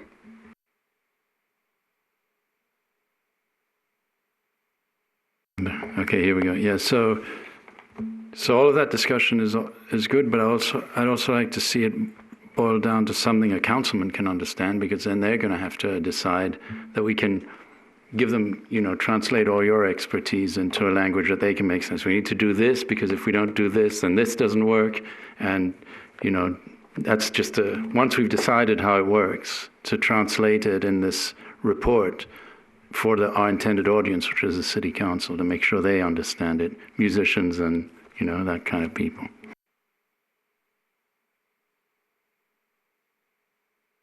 It's real easy. You have an accident on the freeway and you're down to one lane, and then all of a sudden you open up 4 more lanes because the bottleneck's gone. We're playing with an electrical bottleneck, and that's basically what it draws down to.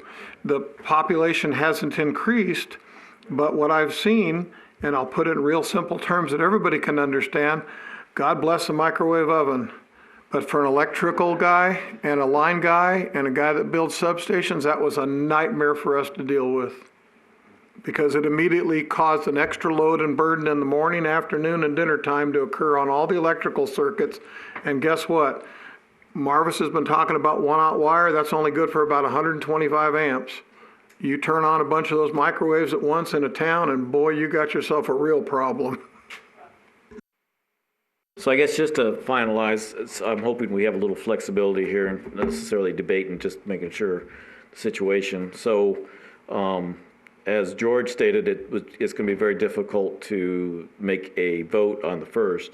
So most likely, as we also had stated too, we were looking that we had the second option. So try to get all the information we can on the first, work on the report. So we'll definitely need that on the agenda, that we're actually working on the report.